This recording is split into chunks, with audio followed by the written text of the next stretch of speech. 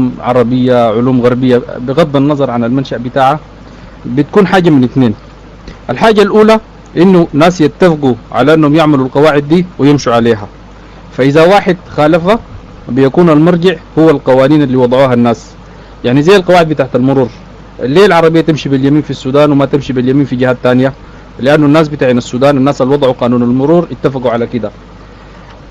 في قوانين تانية وضعية بتحكم الدول، لأنه في هيئة تشريعية اجتمعت وخطت الحاجات دي، فإذا زول خلفها بيكون نص القانون حجة بالنسبة له.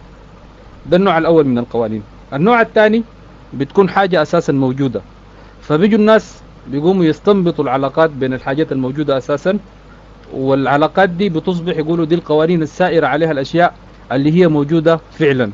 يعني بعبارة تانية عبارة عن تفصيل. يعني مثلا الجاذبية، القوانين حقتها قوانين الحركة بتاعت نيوتن، هو ما نجرى من راسه قال الأجسام يجب إنها تمشي كده، لا، هو لقى حاجة جاهزة وقام عمل عملية بتاعت دراسة فاستنبط القوانين دي منها. طيب، إذا قمنا مثلا على سبيل المثال لقينا جسم بيقع من سطح مرتفع عن الأرض، لكن ما بيقع بالسرعة بتاعت الجاذبية، هل حنقول الجسم ده غلطان سرعته غلط، ولا بنقول نيوتن الخط القانون غلطان؟ طبعا حنقول نيوتن الخط القانون غلطان، لأنه القانون بتاعه المفروض أنه يفسر الظاهرة الموجودة قدامنا في الطبيعة. طيب، لكن لو أنت مشيت بسرعة، ركبت العربية بتاعتك ومشيت بسرعة أكتر من السرعة اللي خدتها القانون، حتكون أنت الغلطان. ليه؟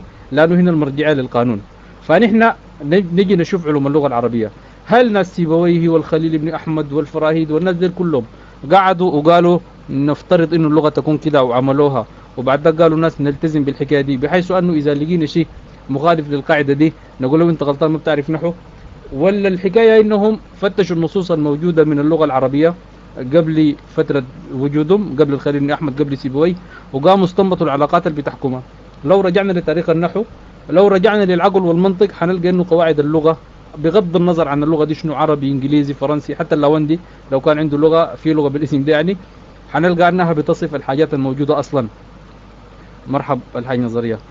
فحنلقى أنها بتوصف الطريقة اللي كان العرب بيتكلموا بها، ومنها يستنبطوا القواعد دي. إذا جاء زول قال لنا أنا والله لقيت نص من النصوص المعتمدة اللي هي قبل وضع القوانين، اللي هي المفروض أن القوانين تكون متسقة معها، لقيته مخالف للقاعدة، فده معناه شنو؟ معناه أنه القاعدة غلط، إنه القاعدة غلط، مش معناه أنه النص ده غلط. زي ما قلت لكم قوانين نيوتن، إذا جينا جسم بيقع في حاجة مخالفة ليها معناها القانون غلط. قوانين كبلر بتاعت حركة الكواكب، لقينا كوكب بيمشي مختلف، ما حنقول الكوكب ده غلطان، الغلطان الخط القانون، الاستقراء بتاعه ما كان كامل، التتبع بتاعه ما كان كامل، يعني الأرضية تطلع منها القاعدة ما كانت كاملة، ده القصد. طيب، الحاجات اللي طلعوا منها علماء النحو علماء اللغة عموما، القواعد حقتهم دي جات من وين؟ جات من أي نص عربي قبل زمن بشار بن برد. يعني سواء عنتر اللي بيعبد حجر، امرؤ القيس اللي بيعبد صليب، أمية بن السلط اللي كان موحد، كله ما السموأل بن عدياء اللي كان يهودي، ما في نظر لدين الإنسان أو الانتماء الفكري بتاعه. المهم إنه يكون من العرب العايشين في الجزيرة العربية بيتكلموا باللغة العربية الفصحى. في الوقت داك جمعوا النصوص حقتهم كلها، وبعد ذاك استنبطوا منها القواعد. فيبقى من الناحية دي أنا لو مشيت فتشت المعلقات، قمت لقيت فيها فاعل بدل ما يكون مرفوع لقيته مجرور، طوالي بكل خشب مليان زي ما بيقولوا، أقول للناس يا جماعة القاعدة بتاعت إنه الفاعل مرفوع القاعدة دي غلط، لأنه أنا لقيت شاهد مخالف ليها. لو لقيت في معلقة بتاعت قصيدة من قصائد أمية بن السلط وكده مخالفة للقواعد الموجودة في كتب علم اللغة الآن، فده معناه بكل بساطة إنه القاعدة غلط. لكن ما ممكن أجي أقول لزول لا القاعدة صح، والشيء اللي اتبنت عليه القاعدة هو الغلط. يا إخوانا، لما نمشي أفصل جلابية، الترزي قام عمل لي واسعة أو عمل لي ضيقة، هو الغلطان. ليه؟ لأنه الجلابية مفصل علي، مش أنا المفصل على الجلابية، فيبقى غلطان الترزي، ما غلطان الزول اللي كان سمين أو كان ضعيف. دي أول حاجة يا إخوانا نخطها في بالنا. طيب، إذا خدتنا المعلومة دي في بالنا وقمنا لقينا واحد زي أخونا دين حجر أو واحد غيره جا قال لنا والله يا جماعة أنا لقيت في حاجات في القرآن الكريم مخالفة لقواعد النحو، حاجات في القرآن الكريم مخالفة لقواعد البلاغة، معناه إنه قواعد النحو صح، ولا معناه إنه قواعد ولا النص القرآني هو الصح؟ أنا بقول إنه والعقل بيقول والمنطق بيقول ومعرفة تاريخ النحو بيقول ببساطة شديدة إنه أنت ممكن تقدم رسالة دكتوراه تقول لهم يا جماعة في أخطاء في قواعد النحو، لكن ما بتقدر تقول الغلط هو شنو. الغلط هو شنو؟ الغلط هو نص القرآن الكريم، وفي نفس الوقت ما بتقدر تقول الغلط البيت بتاع امرؤ القيس، وفي نفس الوقت ما بتقدر تقول الغلط البيت بتاع الشعر بتاع السمو بن عدياء. حاجة بتشمل كل النصوص اللي هي موجودة. فأنا من المقدمة دي بطلع السؤال سؤالي اللي عاوز أوجهه للأستاذ دين حجر. بقول له الكلام اللي أنا قلته إنه قواعد النحو أساسا مفصلة على الكلام الموثوق من لغة العرب. أيهما يكون أولى بالخطأ، القاعدة النحوية ولا النص القرآني أو النص الوارد قبل وضع القواعد؟ ده السؤال بتاعي الأول. طيب الحكاية اللي بعده هو جاب جملة جميلة جدا جدا، قال أنه أصلح من يحكم على القرآن الكريم بأنه صواب أو خطأ هم العرب نفسهم، يعني مش أن إحنا اللي بنحكم بالحكاية دي. وأنا بقول له فعلا أكتر إنسان ممكن يحكم على القواعد اللغة العربية هم العرب، لأنه دي اللغة بتاعتهم وهم عارفينها. الجزء اللي بعدهم كلامه مهما كان ما حيكون عنده قيمة كبيرة. طيب عندنا كتب السيرة كلها موجودة، وكتب الحديث صحيح، يعني حديث ما فيه اثنين ثلاثة صححه الإمام الحاكم والإمام الذهبي، موجود في المستدرك على الصحيحين. واحد من كفار قريش زي ما بسموهم اللي هو الوليد بن المغيرة جاء لسيدنا محمد صلى الله عليه وسلم، سمع منه آيات من القرآن، فسألوه قالوا له شنو؟ قال لهم جراجع لقريش قالوا له رأيك شنو في الكلام اللي سمعته من محمد بن عبد الله ده؟ قال لهم وماذا أقول؟ فوالله ما فيكم من رجل أعلم بالأشعار مني، ولا أعلم برجزه ولا بقصيده ولا بأشعار الجن مني، والله ما يشبه الذي يقول شيئا من هذا، والله إن لقوله الذي يقول حلاوة، وإن عليه لطلاوة، وإنه لمثمر، أعلاه مغدق وأسفله، وإنه ليعلو وما يعلى عليه، وإنه ليحطم ما تحته. ده الوصف بتاعه ببساطة شديدة، يعني وصفه بأنه قمة في البلاغة، قمة في السمو والرقي بالنسبة لكلام العرب التانيين، الأشعار كله قال ده فاتوا، كله فاتوا بهناك، حتى الأشعار اللي قالوا منسوبة للجن قال الكلام ده فاته وأحسن منها بكثير. فدي شهادة واحد من الناس اللي كانوا موجودين في الزمن ذاك. وبعدين عندنا سجل، يعني شتموا سيدنا محمد، قالوا ساحر، قالوا مجنون، قالوا كذا قالوا كذا، ما في ولا واحد فيهم قال قرآنك ده فيه غلطات نحوية، ما في حاجة. حتى لو مشيت فتشت بتلقى ناس يقول لك أبشع قذفوا في عرض السيدة عائشة، لكن ما في زول قال والله يا أخي في أخطاء نحوية في القرآن. وبعدين هل من المنطق أنه سيدنا محمد صلى الله عليه وسلم يقول إنه القرآن قال له فأتوا ب10 سور مفتريات، يقول لهم آية وادعوا من استطعتم من دون الله، جيبوا لي آية واحدة، وببساطة حيقولوا له والله يا أخي كلامك ده كله غلطات نحوية، كله غلطات بلاغية، أصلا إحنا ما محتاجين نجيب زيه. ما قالوا له كده، على العكس ما في واحد سلم، قالوا له يعلمه قالوا بتاخذوا من مصادر ثانية، لكن ما في زول قال له انت الكلام ده فيه غلطات. اعترفوا بانه قمه في السمو والرقي، بقوا يفتشوا المصادر اللي جاب منها الكلام ده، اساطير الاولين اكتتبها فهي تتلى عليه وكده. ما في زول قال له في طعن في اللغه. فيبقى اذا ناس اللغه الاصليين جو العرب بتاع الجيل حسب كلام اخونا دين حجر نفسه قال انه هم اصلح من يحكم على كلام سيدنا محمد، وصفوه بالدرجه دي. يعني في معلش انا يمكن اكون طولتها، في قصه مشهوره منسوب، قصة موجودة في كتب الأدب كلها، اللي هي في سوق عكاظ، الناس بيجوا يتفاوتوا في الأشعار وكل واحد يقول قصيدة والناس تنقد له. طيب حسان بن ثابت جاب بيت شعر قال لنا الجفنات الغر ضحى وأسياب من نجدة دمى، قصيدة والناس كانت عجبال القصيدة دي شديد. قالت له البيت ده فيه قيمة الجفنات جمع قلة يدل على ما هو أقل من 10، مفروض تقول الجفان عشان توري إنك زول كريم، حق الجفان حقتك أكتر من 10. 2 الغلط الثاني قلت الغر لنا الجفنات الغر قالوا البياض في منطقة الجبهة فقط والباقي أسود، فلو قلت الجفنات البيض معناه إنها كلها بيضة كلها نظيفة. قالت له 3 قلت يلمعنا ولا معان بيجي ويطفي، مفروض تقول يشرقنا لأنه الإشراق دائم. وتاني قلت بالضحى، الضحى ده أي زول بيكرم فيه الناس، لكن المفروض تقول بالعشي في وقت الليل وقت النوم. أسيافنا المهم 10 غلطات طلعت له، 10 غلطات طلع عليه. لما تقرأ القصة دي وتكتشف إنه ديل جهابزة اللغة في الوقت ده. حسان بن ثابت بقى شاعر الرسول الأول، والخنساء قصته إنه أولادها 4 استشهدوا في المعركة، تقول الحمد لله الذي شرفني بموتهم. فإذا كانوا ديل زعماء الشعر في جزيرة العرب، زعماء البيان في جزيرة العرب، لما سمعوا الكلام ده سلموا بأنه في الرقي، ومش سلموا بس، سلموا وكانوا من المجاهدين، والناس وواحدة اللي هي الخنساء بقت مثل للفداء وللتضحية، قدمت أولادها. فإذا كانت عارفة أنه في غلطات نحوية أو غلطات بلاغية أو غلطات كذا أو غلطات كذا في نص القرآن الكريم، ما كانت خلت أولادها يموتوا عشان حاجة زي دي، كان عملت أي حاجة تاني. حسان بن ثابت برضه ما كان كتب أشعاره في مدح الرسول صلى الله عليه وسلم وبيقى يقول له شعر الرسول الأول، كان طوالي شال حمارته ومشى مكة، وهناك يقصف يشتم ويرد عليه. فأنا اللي بقوله أنه الكلام ده أساسا، أنا بقول أنه إذا واحد يعني قال أنه في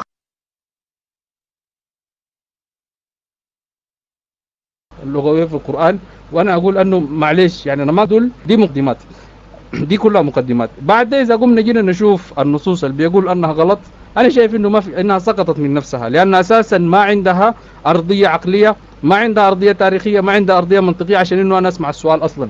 ما عندها أرضية إنه أنا أسمع السؤال أصلا عشان نتناقش فيه. زي زول يقول لك والله يا أخي أنا اكتشفت إنه اينشتاين غلط، وأنت ابتدائي ما عندك، ما حاسمع كلامك، حشوف إني بضيع في وقتي. طيب أنا عاوز نتناقش في المقدمة دي بعد ذاك نشوف النماذج اللي هو جابها واحد واحد، نتناقش فيها ونرد عليها. ما أعرف أخذت كم، لكن شكلها أخذت وقت كثير. المايك معكم.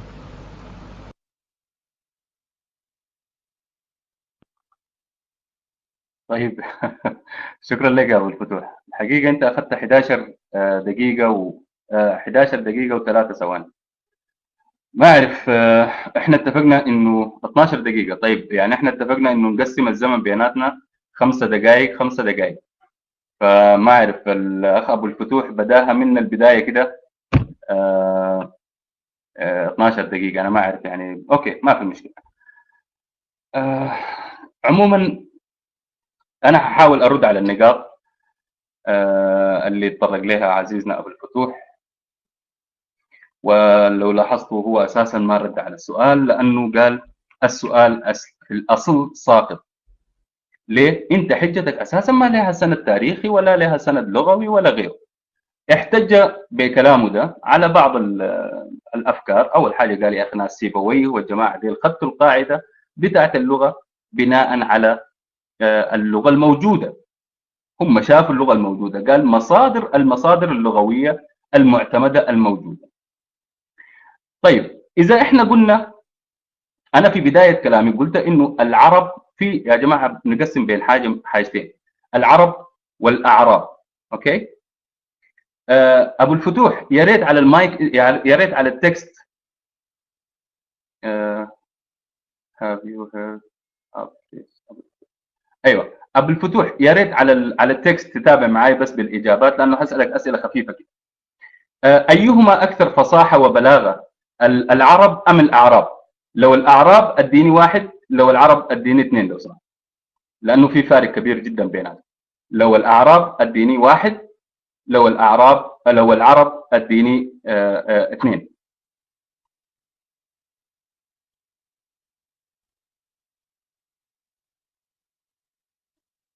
انا مستني ابو الفتوح على التكست. الاعراب هم الاكثر بلاغه. مايك اجاوبك. طيب يا ابو الفتوح يعني انت جاوبني في النهايه يعني اساسا، يعني تفضل معاك المايك.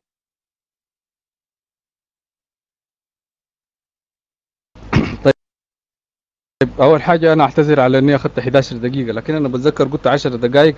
10 دقائق ما قلنا 5، إلا أكون أنا ما انتبهت للحكاية دي أو حصل غلط، لكن ما في مشكلة.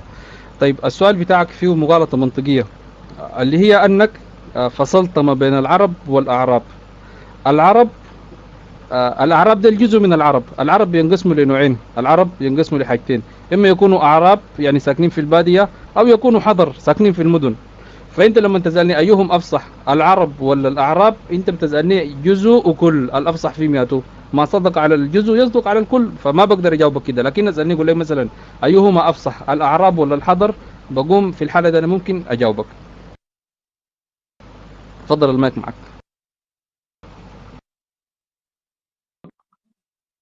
طيب شكرا لك يا ابو الفتوح. لا الحقيقه انت الغلطان. في فرق كبير جدا جدا بين العرب وبين الاعراب. اوكي. صحيح انه الاعراب بالضروره هم عرب، ولكن كل من تكلم باللغه العربيه ممكن يكون من العرب يعني. اوكي. لانه بيتكلم اللغة العربية. عموما دي ما نقطتنا الأساسية. يعني العرب يا عزيزي أبو الفتوح لما كانوا يعني زي الناس الموجودين في أهل البادية وأهل الحضر. أوكي، إحنا هنقسمه أهل البادية وأهل الحضر. الرسول كان من أهل البادية ولا كان من أهل الحضر؟ طيب ممكن أنا أسألك السؤال بالطريقة دي، هل كان من أهل البادية ولا كان من أهل الحضر؟ كان من أهل الحضر. أوكي، إذن أهل البادية أكثر بلاغة ودراية باللغة وبفنونها وتصاريفها أكثر من أهل الحضر. فمبدئيا الرسول لم يكن أكثر بلاغة من أهل البادية مبدئيا، بما أنه هو من الحضر فمبدئيا هو لم يكن قمة في البلاغة. أوكي، مبدئيا كده. النقطة الثانية الأساسية، لما صانعي أو مكتشفي أو واضعي قواعد اللغة العربية أحبوا إنهم يحطوا قواعد للغة العربية، مشوا وين؟ مشوا البادية نفسها، مشوا البادية نفسها. يعني ما حيمشوا لأهل الحضر، لا، مشوا لأهل البادية نفسها عشان ياخذوا منهم اللغة. فالقاعدة الأساسية هي ما تكلم به البدو، ما تكلم به الأعراب، لأن لسانهم لم يخالطه لحن. يعني بمعنى أنه ما عندهم المشاكل اللغوية الموجودة عند أهل الحضر. أهل الحضر ناس بتاعين تجارة، القوافل الأجنبية بتمر بهم، هم ذاتهم بيمشوا للمناطق بتاعت الأعاجم، سواء في اليمن سواء في الفرس سواء وغيره في الشام وكذا يعني. فلسان أهل الحضر، لسان أهل الحضر أصبح فيه لحن. اللحن يا جماعة عشان الناس تكون فاهمة أنا قاعد أقول في شنو. اللحن إنه يكون فيه مشكلة بتاعت ضبط في اللغة. يعني كون إنك أنت تنصب الفاعل مثلا وتقول يا أخي بدل ما جاء محمد هتقول جاء محمدا، يعني مثلا ده اللحن يعني. أوكي، إنك أنت تغير في ضبط الكلام يعني. فببساطة شديدة القاعدة هنا أنت كنت بتتكلم عن القاعدة، وإذا في حاجة مخالفة لهذه القاعدة احنا بنقول إنه الغلط مش في القاعدة، لا، الغلط في القانون. أنا معك، أنا بتفق معك كلام صح، لكن أنت ليه افترضت إنه القرآن اللي كتبه واحد من الحضر هو القاعدة بتاعت اللغة اللي أساسها ومتنها وفصاحتها في البدو؟ يعني الفكرة أصلا من بدايتها أساسا كانت فاشلة يا عزيزنا أبو الفتوح. النقطة الثانية، القرآن. أوكي، وأنا شايف إنه إحنا يعني ابتدينا يعني ممكن نتكلم كثير في المقدمة دي ذاتها. أوكي، القرآن الناس لما ابتدت تكتب أو تضع صياغات للقواعد بتاعت اللغة بتاعتها، وجات لقت إنه في حاجات في القرآن مخالفة. ما في واحد اسمه أبو الفتوح مقتنع تماما، هو مسلم ومقتنع تماما إنه اللغة الموجودة في القرآن هي أفصح اللغة، هي من الله، فكيف هتكون غلط؟ فأكيد ما في غلط. أنا شايف غلط هنا قدامي، ولكن القاعدة اللي أنا أخذتها من البدو من أشعار العرب وكده بتقول لي يا أخي إنه لا، المفروض الجملة دي تكون الكذا الفلاني. لكن إيماني القاطع بأن القرآن لا يمكن يكون فيه غلط هو اللي بيخليني إنه أنا أبتدي أقول لا لا لا، القبيلة الفلانية مثلا هي هذه لغة تدمر، هذه لغة بني تميم، هذه لغة أهل الكوفة. أهل الكوفة دخلهم شنو في القرآن مثلا؟ يعني تميم دخلها شنو في القرآن؟ ألم ينزل القرآن بلغة أهل قريش؟ نزلت بأهل قريش. فلغة أهل قريش هي المفروض تكون حاكمة الموضوع ده يعني. عموما تلفيقات اللغويين والنحويين كانت بناء على إيمانهم العقدي. فإيمانك العقدي دي عزيزي، إيمانك العقدي يا عزيزي، دي مسألة ذاتية وليست مسألة موضوعية، وانت عارف الفرق بين الذاتي والموضوعي. أنا لما أحكم حكم يعني زي ما مثلا يعني مثلا أنا لما أعمل حاجة وانت ما بتعرفني مثلا، أوكي، وأعمل حاجة وتقول لي يا دين حجر الحاجة اللي انت عملتها دي غلط. أخوك، صاحبك شديد، حبيبتك، زوجتك عملت نفس الحاجة بتمشيها ليه؟ بتحاول تلقى لها تبريرات. ليه؟ لأنه أنت هنا محكوم بالعنصر الذاتي، ما محكوم بالعنصر الموضوعي. لكن لو تعاملت مع المسألة بشكل موضوعي كان هتعرف يعني. ثالث حاجة، انت يعني سيبويه والخليل بن احمد الفراهيدي وابو الاسود الدؤلي، الناس اللي خطوا قواعد اللغه العربيه، هل هم عرب اساسا؟ يعني كده نشوف المساله دي يعني، هل هم عرب؟ يعني سيبويه اللي انت قاعد تستشهد به ده اساسا فارسي، اصله فارسي يعني. فلا يمكن انه واحد فارسي هو اللي بيجي يحكم لك اللغه بتاعتك انت يا زول عربي، ويجي يقول لك لا ده صح وده غلط. لا، البدو هم اللي يحكموا مش انت. انت اعجمي، انت بالنسبه لهم زول اعجمي، تاخذ اللغه دي مننا نحن. المساله ببساطه شديده، انا الان وفي ناس بالمناسبه، انا قاعد اقول لك انه التاريخ الاسلامي اللي وصلنا، التاريخ الاسلامي اللي وصلنا هو تاريخ الاسلام المنتصر. اوكي، يعني المغازلات اللي بيتغزلوا في لغه القران واللي بيتغزلوا في بلاغته والى اخره، وانه زي الكلام اللي انت قلته عن الوليد بن المغيره، ان اسفله لمغدق وان اعلاه لمثمر وما اعرف شنو الكلام زي ده. لكن التاريخ لم يذكر لنا انتقادات وجهت للقران، لم يذكر لنا. لكن هل هذا يعني انه ما كان فيه؟ لا، كان فيه. والخلاف بين الرسول وبين الاعراب، لاحظ الاعراب اللي هم اهل الباديه، بديك اشاره يعني، بيديك اشاره واضحه. ليه؟ ما ناس اللغه دي هم ذاتهم هم اللي رفضوا القران بتاعك ده يعني. فلماذا رفضوه اصلا يعني؟ اذا كان اصلا بليغ بلاغه شهد بها اهل الحضر، فكيف لم يشهد بها اهل الباديه؟ يعني مساله المفروض يكون في بالنا. هل السؤال اللي انا قاعد اوجهه لك، بدليل الانتقادات اللي انت قلتها وجهت لحسان بن ثابت. حسان بن ثابت ده انت قايله ولد باديه ما ولد حضر، فبالضروره بيكون عنده اخطاء. لكن انا هرجع لك للانتقادات اللي قدمت لحسان بن ثابت. هل انت لقيت لك يوم اي كتاب بيتناول اي نقد لشعر من شعراء الجاهليه مثلا؟ ابدا. الا اذا كان مثلا يقول لك والله هذا الشاعر كان المفروض يعمل كده وعمل كده، لكن هذا لضرورات شعريه. الضرورات الشعريه دائما بتكسر القواعد بتاعت اللغه. الضرورات الشعريه، وانت عارف المعلومه دي كويس، انه الضرورات الشعريه بتكسر قواعد اللغه. طيب نجي للوليد بن المغيره اللي انت استشهدت به. الكلام اللي انت قلته مذكور فعلا في كتب التفاسير وفي كتب التاريخ الاسلامي والسيره النبويه وغيره وغيره، مذكور، انا معك. لكن انا عندي نص في القرآن نفسه بيكذب هذا الكلام اللي انت قلته يعني.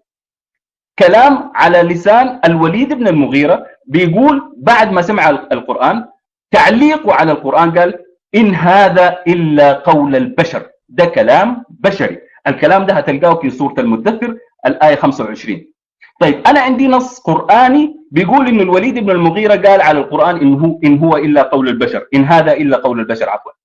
وعندي نص تاريخي بيقول لي يا اخي انه الوليد بن المغيره كان بيتغزل في القران. انا هصدق يا واحد فيهم؟ هصدق القران ولا اصدق التاريخ؟ التاريخ يا عزيزي ملفق، التاريخ الاسلامي اغلبه ملفق، يعني هذه المشكله. بعدين يعني فكره انه القران تحدى العرب انهم ياتوا ب10 صور من مثله والى اخره. الحقيقه انه نحن ايضا لم يصلنا من التاريخ الاسلامي يعني اي مجاراه للقران عشان نقدر نحكم في الموضوع ده. لكن انت يمكن تكون عارف انه في ناس حاولوا انه هم يجاروا القران، لكن ما وصلنا الكلام بتاعه. طبعا انا ما بتكلم عن قران مسيلمه الكذاب او مسيلمه بن حبيب المسمى في التاريخ الاسلامي بمسيلمه الكذاب. انا ما قاعد اتكلم عن النقطه دي، لانه يعني قران او ايات زي الفيل وما ادراك ما الفيل ذيله قصير وما اعرف خرطومه طويل والكلام الفارغ زي ده، انا شخصيا لا اقتنع بانه هذا الكلام قاله مسيلمه الكذاب نهائيا. ليه؟ لانه مسيلمه الكذاب كان عدد كبير جدا جدا من اهل الحجاز ومن اهل اليمامه كانوا متبعين بالالوف. الناس دي اوكي، مع انه انا ما رديت على كل النقاط، ما عشان كده انا بقول يا جماعه نحاول نلتزم بالنقاط اللي احنا الزمن يعني. انا لغايه حسي ما رديت على كل النقاط. طيب ما مشكله.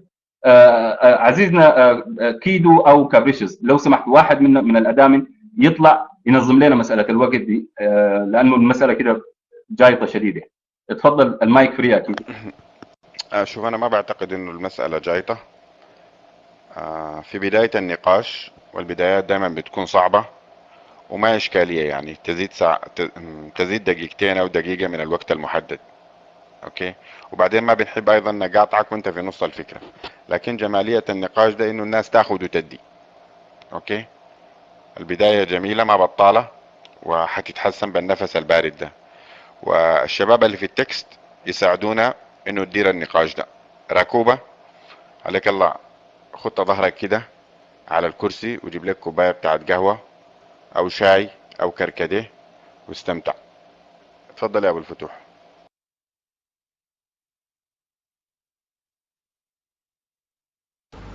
السلام عليكم ورحمة الله وبركاته. أبدأ أول حاجة بالنقطة اللي أنا تكلمت فيها في المايك، واللي أنا جاوبت بعدها برضو بالكتابة. الحكاية بتاعت الأعراب والعرب، أنا جاوبت على السؤال، فأخونا دين حجر قال لي كلامك غلط، وبعد ذاك كرر كلامي مرة تانية. فأنا ما أعرف الغلط في كلامي شنو إذا أنت كنت كررته مرة تانية، إنه العرب هم كل من يتكلم اللغة العربية، والأعراب يتكلمون اللغة العربية، إذا الأعراب جزء من العرب. فما في غلط في الكلام اللي أنا قلته، أنت جيت كررت كلامي مرة تانية، فيبقى حكاية الفرق بين الأعراب والعرب أنا رديت عليها. طيب أنت قمت بعدها دخلت في العبارة إنه الأعلم باللغة الحضر ولا البدو. طبعا ببساطة شديدة اللغة العربية ما لغة واحدة، يعني أنا أقول لك هسه في أكتر من لهجة. اللهجة بتاعت قريش الأعلم بها قريش، اللهجة بتاعت بني تميم الأعلم بها تميم، لهجة قضاعة أعلم بها بني قضاعة. كل ناس أعلم باللهجة بتاعتهم وأفضل في اللهجة بتاعتهم من غيرهم. فأنت ما ممكن المقارنة بتكون بين أشياء متماثلة، يعني ما بتقول لي حار الشطة ولا بعيد الأبيض، لازم تجيب لي حاجات متناسبة مع بعض، بيكون في وحدة قياس واحدة أنا أقدر أقارن لك بيناتها. لكن أنت زي تقول لي الفصيح شكسبير ولا المتنبي، ده بيتكلم إنجليزي وده بيتكلم لغة عربية، فأنا كيف أقدر أدخل لك ده في ده؟ ما بينفع. فسيدنا محمد صلى الله عليه وسلم وأهل قريش أعلم بلهجتهم من بني تميم، وبني تميم أعلم باللهجة بتاعتهم من شنو؟ من القبائل الثانية. فحكاية أنك تقول لي الحضر أقل علما باللغة من الأعراب وسيدنا محمد من الحضر إذن هو أقل علما، دي أنا مبني على أساس غلط، لأنه قلت لك كل الناس أعلم باللهجة بتاعتهم. دي نمرة واحد. نمرة اثنين، يعني هنا لما يعني على التسليم جدلا بأنه المميزة دي صحيحة، أنا لما نقول الحضر أعلم باللغة من البدو، أو البدو أعلم باللغة من الحضر، أو الأعراب أعلم من أهل المدن وكده، هل معناه إنه بقوم برص الأعراب من الأول لغاية الطيش وبعد ذاك أجي أجيب الأول بتاع الحضر ويمشوا لغاية الطيش؟ ولا بتكلم في المفاضلة بين جنس وجنس آخر؟ طبعا بتكلم عن مفاضلة بين جنس وجنس آخر، والمفاضلة ما بين الأجناس لا تعني المفاضلة بين الأفراد. كيف يعني؟ يعني مثلا يجيك زول يقول لك الرجال خير من النساء، واحد تاني يقول لك النساء خير من الرجال، هل ده معناه انه الرجل الأخير تجي بعد المرأة الأولى في الأفضلية؟ لا، ما كده، معناه الجنس ككل أفضل. أنا لما أقول لك السودانيين هم أكثر العرب أمانة مثلا، هل معناه انه الطيش بتاع السودانيين في الأمانة يجي بعده الأول في الأجناس الثانية؟ ما كده. المعنى ببساطة انه انا بتكلم عن الجنس ككل، الجنس ككل، والجنس انت ما بتقدر تطلع منه حكم على افراد. فسيدنا محمد وان كان من الحضر هو اعلم باللغة العربية من الباقين. الشهادة دي ادى له منه، ما اديت له انا ابو الفتوح جيت بعد 1430 سنة قمت قلت الكلام، لا هم ذاتهم قالوا وانا اديتك شواهد على كده. الكلام بتاع المغيرة وحارد على الحكاية جبتها بعد شوية بتاعت الآية دي، والكلام بتاع الخنساء وحسان بن ثابت قلت لك اقتنعوا بالدعوة بتاعته وقدموا أولادهم في سبيل الله. الخنساء أولاد الأربعة ماتوا في يوم واحد، ما بكت ولا قال، بس قالت الحمد لله الذي شرفني بقتلهم، وبقت مثل للفداء والتضحية في الإسلام. طيب دي الحاجة اللي بعدها. بعدين لو مشينا فتشنا في الكتب بتاعت اللغة في التفضيل ما بين اللهجات، حنلقى انه اللهجة الافصح بين لهجات جزيرة العرب هي اللهجة بتاعت قريش. ليه؟ لانه اساسا المقياس بتاع التفضيل انه يكون فيها مفردات اكتر، فيها اساليب للتعبير اكتر، فيها يكون فيها يعني الميزات بتاع تفضيل اللغة على اللغة اللي هي المادة والتركيبات، المواد اللغوية والتركيبات. قريش كان عندهم الحج وكانوا ملتقى القوافل، فبيجوهم الناس من وين وين، فبالتالي اللغة بتاعتهم بحكم احتكاكهم بالقبائل الثانية هتكون هي اللغة الأفضل واللغة الأحسن. ناس في حتة تانية موجودين في مكان تاني اللي القوافل بتمر بهم لا في زول بيجي يحج عندهم كل سنة، لغتهم هتفضل زي ما هي ميتة، ما إمكانيات التطوير حتكون أكثر. فيبقى الحديث اللي قاله النبي صلى الله عليه وسلم قال أنا أفصح العرب بيد أني من قريش، يعني ده تأكيد المدح بما يشبه الذم معروف عند أخونا دين حجر أدونا له في الثانوي، يعني ما في داعي أنا أفصل فيها. فإنه من مبررات أنه أفصح العرب إضافة لده، لأنه أو السبب في ده أنه من القبيلة بتاعت قريش. دي النقطة الأولى. النقطة الثانية برضه هي مغالطة، أن إحنا لما نقول أنه الناس اللي جمعوا اللغة كانوا بياخدوا من البادية، ما بياخدوا من الحضر، ما بياخدوا من المدن. الكلام ده إذا قلنا أنه سيبويه والخليل والأصمعي والناس اللي جمعوا لنا اللغة ديل اكتفوا بالحاجات المعاصرة لهم بس، أنا قبل ما قلت من المعاصرين لهم يا جماعة. مصدر اللغة العربية اللي استنبطوا منه قواعد النحو دي والله ما أعرف يا الرهيب. أنا قبل قلت أنه المصادر بتاعت اللغة العربية هي كل نص صحيح، كل نص صحيح قبل بشار ابن برد وانت طالع لفوق عبر الزمن. ما قلت بس النصوص المعاصرة للناس ديل. فيبقى أي نص كان من الحضر أو كان من البادية أو كان من أي حتة قبل زمن بشار ابن برد بياخدوا به. بعد ذاك بتجي المسألة بتاعت شنو؟ بتاعت إنهم يشوفوا الحتات اللي ما فيها لخبطة بتاعت لهجات والحتات اللي فيها لخبطة لهجات، بتجي المسألة دي إنه ياخدوا من الأعراب وما ياخدوا، أو ياخدوا من البدو وما ياخدوا من سكان المدن لأنه دخل فيهم اللحن. لكن في الفترات الأولى اللي هي قبل ما يفشوا اللحن كل النصوص كانت مقبولة، ما كان في فرق، ما كان في تفريق ما بين البدو والحضر. لكن أخونا دين حجر يعني عمل شنو؟ عمل يعني قصر الحكاية على الزمن المعاصر للناس اللي جمعوا اللغة.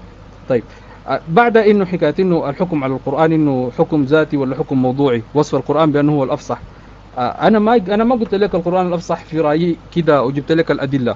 انا نقلت لك، قلت لك يا اخي النص بتاع الوليد بن المغيرة قال والخنساء وحسان بن ثابت، وممكن لو بقيت نقول لك الشواهد اللي بتدل على تفضيل القرآن الكريم على غيره من الكلام المنقول عن العرب ممكن ليه بكره اقعد نقول لك نصوص. فانا نقلت لك كلام الخبراء والمختصين، فده ما حكم موضوعي، انا نقلته، انا ناقل لحكم، فما ممكن الحكم اللي انا نقلته تقوم تلزمني به. طيب بعد ذاك قلت تاني الحكايه بتاعت انه الناس اللي وضعوا القواعد بتاعت اللغه العربيه هم من الفرس ما من العرب. طيب وين المشكله في الكلام ده؟ ما هو هل لازم اللي بيضع قواعد في لغة من اللغات يكون منتمي لنفس القبيلة يعني، أو منتمي لنفس الطائفة عشان يطلع اللغات عنا؟ يعني في هسه أنا عندك حاجة، هسه الناس اللي بيهاجموا الإسلام بياخذوا بكلام المستشرقين في الحديث. هسه ليه؟ بيقولوا لأنها الدراسات حقتهم مبنية على شنو؟ مبنية على دراسات علمية، فبياخذوا بكلامهم، تلقاه ياخذ لك كلام المستشرقين على أساس أنه حقائق مسلمة، والكلام بتاع العلماء المسلمين يضرب به الحيطة ما شغال، لأنه دول عندهم منهجية علمية. فيبقى جنسية الباحث ما عنده أثر، الأثر بيكون في المنهجية العلمية اللي هو بيمشي بها، المنهجية العلمية اللي هو كان بيمشي عليها. إذا كانت المنهجية صح 1 2 3 مرتبة بتوصل بنية منطقية توصلك لمعلومات وتوصلك لنتائج وكده، ما في مشكلة أخذ بها. لكن جنسيتك سوداني ألماني فارسي أي حاجة ما بتفرق كثير. فأنا برضو ما يعني مستغرب كيف يكون ده اعتراض على علماء اللغة العربية. بعدين برضو أبشرك يا أستاذنا دين حجر أنه كان العرب المتأكدين أنه ما دخلت عجمة لألسنتهم كانوا مصدر بتاع التصحيح. يعني أنا هسه كان حليت مسألة رياضيات بمشي للأستاذ صحيح علي، مسألة بتاعت كيمياء بمشي للأستاذ في مصدر بتاع التصحيح. الناس يعني مناظرة مشهورة أنت بتكون بتعرفها، المناظرة ما بين سيبويه والكسائي في المسألة الزنبورية المشهورة. قال له كنت أظن العقربة أشد لسعا من الزنبور فإذا هو، هل تقول فإذا هو هي ولا تقول فإذا هو إياها؟ اختلفوا فيها. فالمرجع كم منه؟ المرجع لأنه يشوف الزول الصح منه، ما قالوا كل زول جاب قواعده، لا قالوا جيبوا الأعراب نسألهم، جابوا الأعراب سألوهم فقاموا حددوا الشيء الصح. والمناظرة معروفة موجودة في كتب تاريخ اللغة كلها. فيبقى الأعراب كانوا موجودين بيعملوا عملية بتاعت رقابة على القواعد اللي بيعملوها علماء النحو. سيبويه يطلع قاعدة بيقوموا الناس الكوفيين في مدرسة البصرة والكوفة، البصريين طلعوا قاعدة، الكوفيين طوالي بيشيلوا القاعدة دي يودوها للأعراب يتأكدوا الكلام، يختبروا كلامهم هل هو فعلا معاه ولا لا. الكوفيين طلعوا قاعدة، البصريين بيعملوا العكس. فالأعراب كانوا موجودين كجهة بتاعت ضبط، جهة بتاعت شنو؟ بتاعت ضبط جودة إذا صح التعبير. طيب بعدك سألت قلت إذا كان القرآن بليغ ليه ما أمنوا به؟ إذا كان القرآن بليغ ليه هم ما آمنوا به؟ والله الأسباب بتاعتهم كثيرة. يعني مثلا أديك أبو جهل السبب بتاعه إنه عنده أحقاد مع سيدنا محمد صلى الله عليه وسلم، الغيرة والحقد. أمية بن السلط الشاعر ما أسلم ليه؟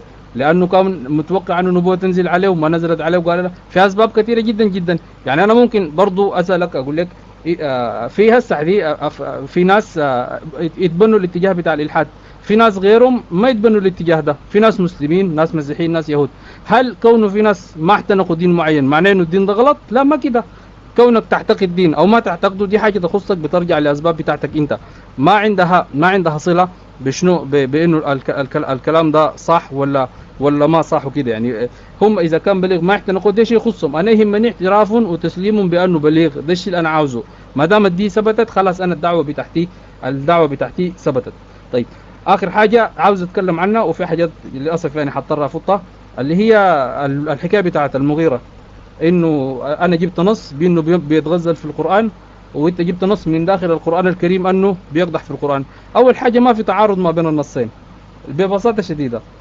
النص اللي انا جبته في البدايه اللي هو وارد في مستدرك الحاكم وغيره من كتب السيره ومن كتب التاريخ، كان بيتكلم عن بلاغه القران. بيتكلم عن شنو يا اخواننا؟ بيتكلم عن بلاغه القران. والايات اللي هي موجوده في سوره المدثر كانت بتتكلم عن مصدر القران. فانا فرق بين اتكلم عن بلاغه القران ومصدر القران. بلاغه القران يا المغيرة بن شعبه رايك، يا الوليد بن المغيرة رايك في شنو؟ الكلام اللي قلناه قبل. طيب مصدره جاء من وين؟ قال قول البشر.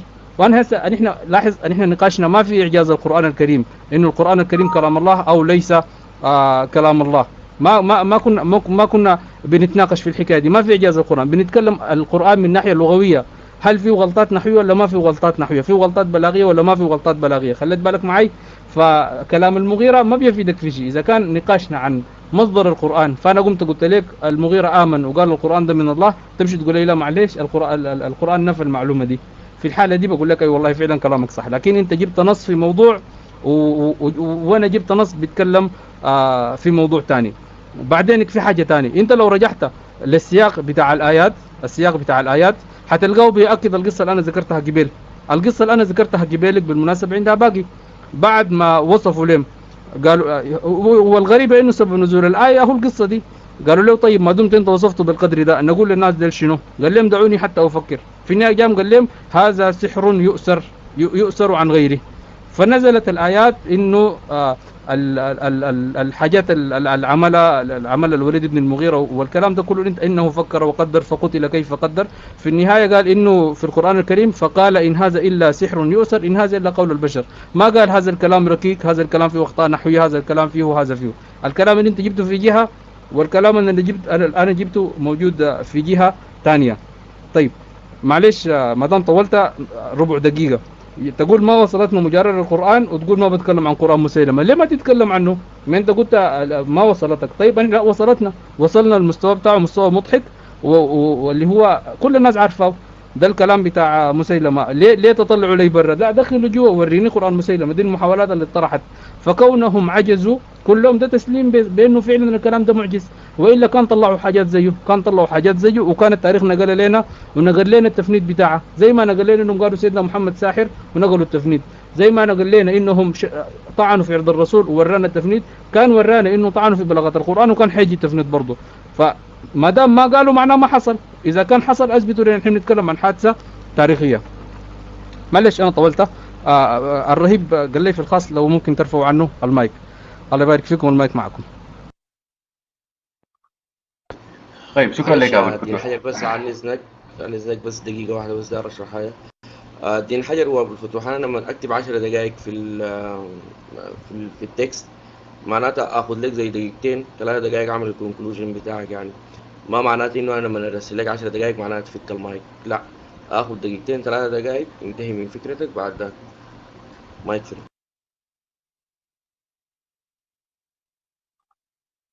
طيب شكرا لك يا عزيزنا كيدو ادمن كيدو، وشكرا برضو يا ابو الفتوح. الحقيقه كلامك ده مليان مغالطات غريبه جدا جدا يعني، لكن ما في مشكله. انا حبدا من كلامك الاخير عن كلام الوليد بن المغيرة، إن هذا إلا قول البشر. هو كان بيتكلم عن المصدر، ما بيتكلم عن البلاغ. ما في مشكلة. أنا هاخذ بهذا الكلام. هقول إنه بعد تفكير عميق يعني الوليد بن المغيرة قال لهم والله إن هذا قول البشر.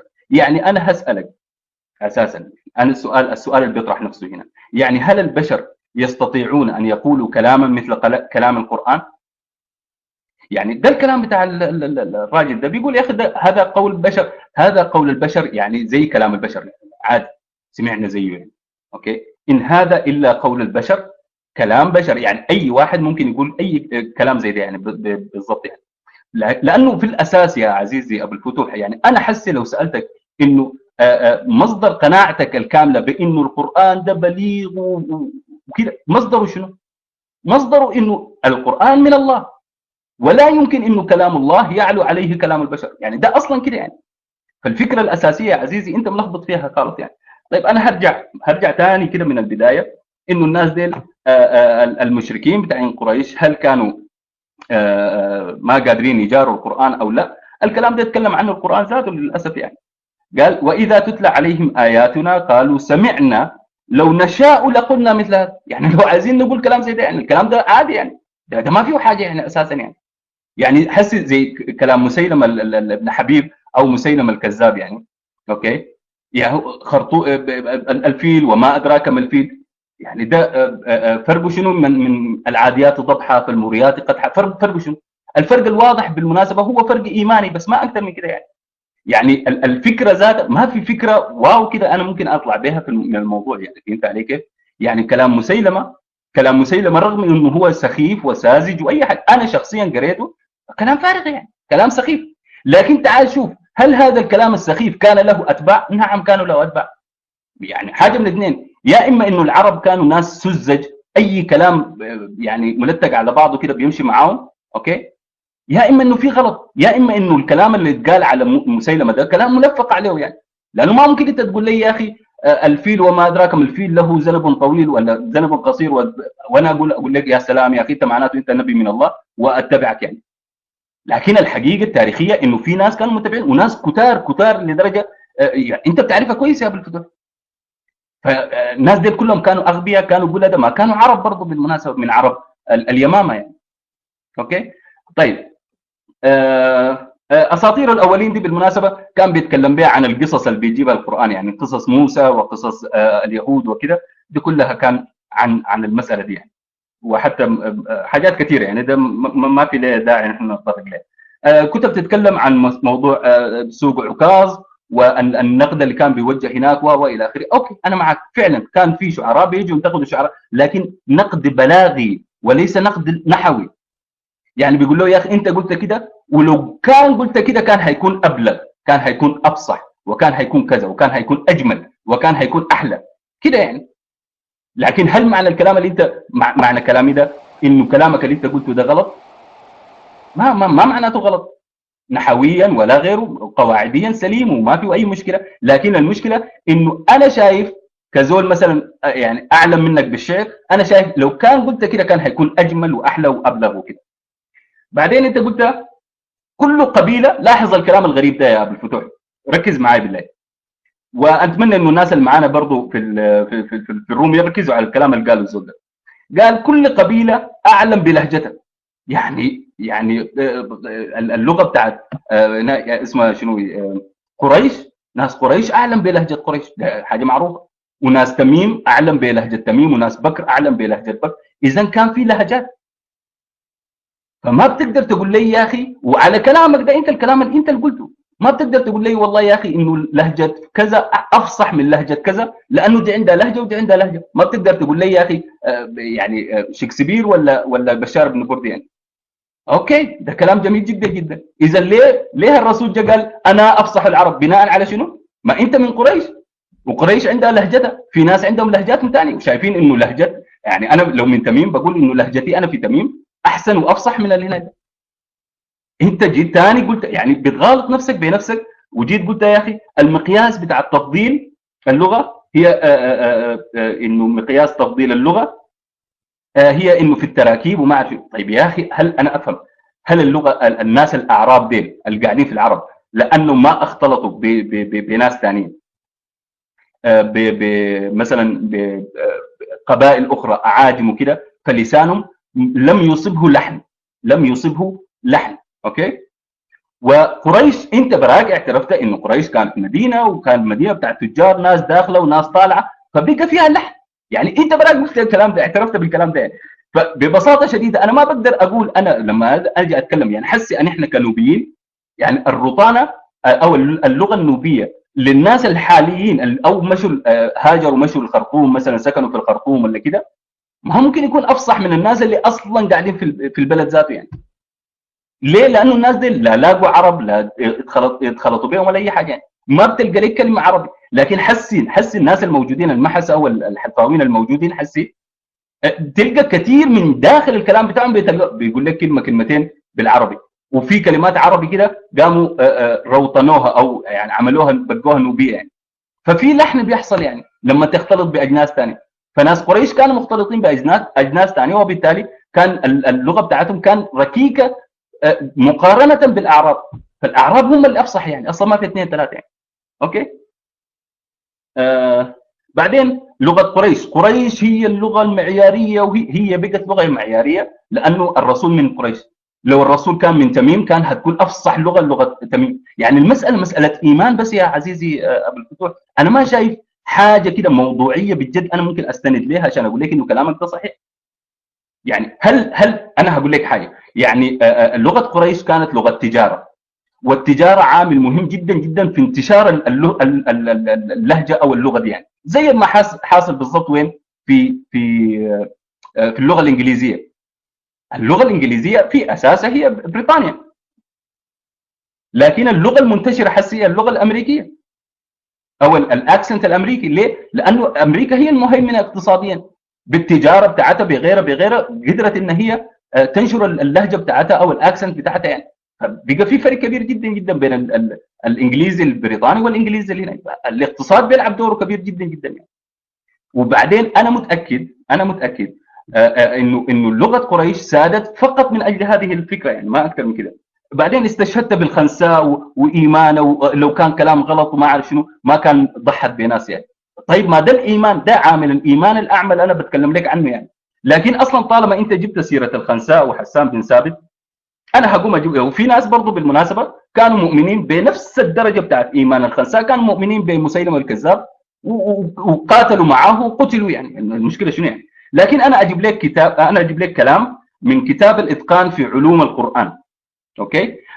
عشان ادلل لك انه الناس حتى الصحابه ذاتهم كانوا عارفين وشايفين اللحن الموجود في القران، وكانوا عارفين يعني. ارجع لكتاب الاتقان في علوم القران صفحه 1236. اوكي. هتلقى الجمله دي انا هقراها بالنص زي ما هي كده. قال ابو عبيده في كتاب فضائل القران: حدثنا ابو معاويه عن هشام بن عروه عن ابيه قال، يعني عروه هو اللي هيتكلم حسي، قال: سالت عائشه عن لحن القران. يعني القران فيه لحن، والزول ده شاف اللحن ده وجا سال عائشه، قال لها: سالت عائشه عن لحن القران، عن قوله ان هذان لساحران، وقوله والمقيمين الصلاه والمؤتون الزكاه، وقوله ان الذين امنوا والذين هادوا والصابئون. فردت عائشه قالت شنو؟ قالت له: لا لا لا، الكلام ده ما صح، واللغه العربيه يا هو. قالت له نفس الكلام اللي انت قاعد تقوله؟ لا. قالت له شنو؟ فقالت: يا ابن اختي هذا عمل الكتاب، اخطاوا في الكتاب. يعني انا عارفه انه في لحن، لكن دي ما مشكله القران نفسه، دي مشكله الكتاب ذاته. دي مشكله الكتاب يعني النساخ اللي كان بينسخوا القران. الكلام ده الحديث ده لزول بيقول هذه القصه غير صحيحه، هذا اسناد صحيح على شرط الشيخين طبعا انت عارف انه هم البخاري ومسلم. يعني الحديث ده موجود في البخاري ومسلم.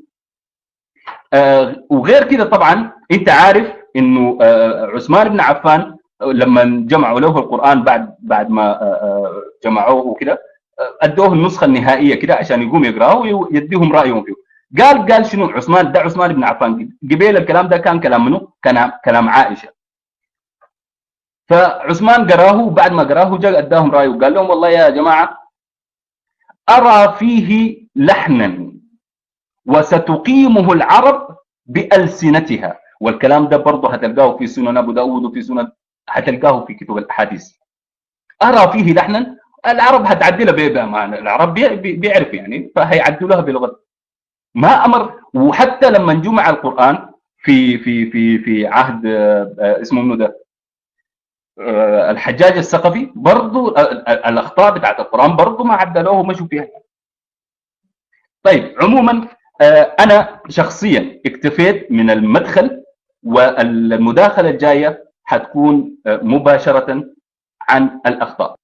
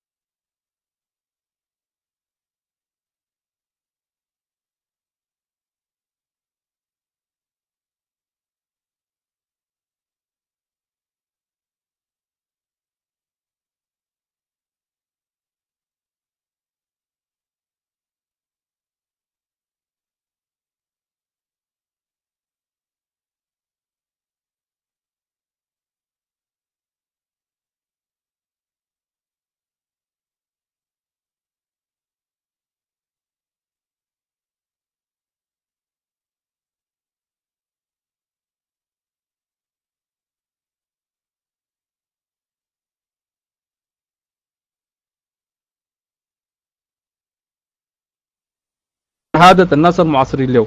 فدي الحاجة الثانية. الحاجة الثانية الثالثة لو نشاء لقلنا مثل هذا. طيب ما تقولوا، ما هو انت ممكن اجيب كتاب اقرا كتب علميه اقول يا جماعه كتب دي انا بعمل زيها، هل انا مجرد الادعاء بتاعي انه ممكن اعمل زيها خلاص امشي اشوف الامريكان عملوا شنو اقول لك بالخشن، اقول لك والله احنا ممكن نفوتهم هنعمل اختراعات اكبر منهم؟ طيب ما تعمل، ما بالبساطه دي. السواي ما حد لما تقولون ما لا تفعلون؟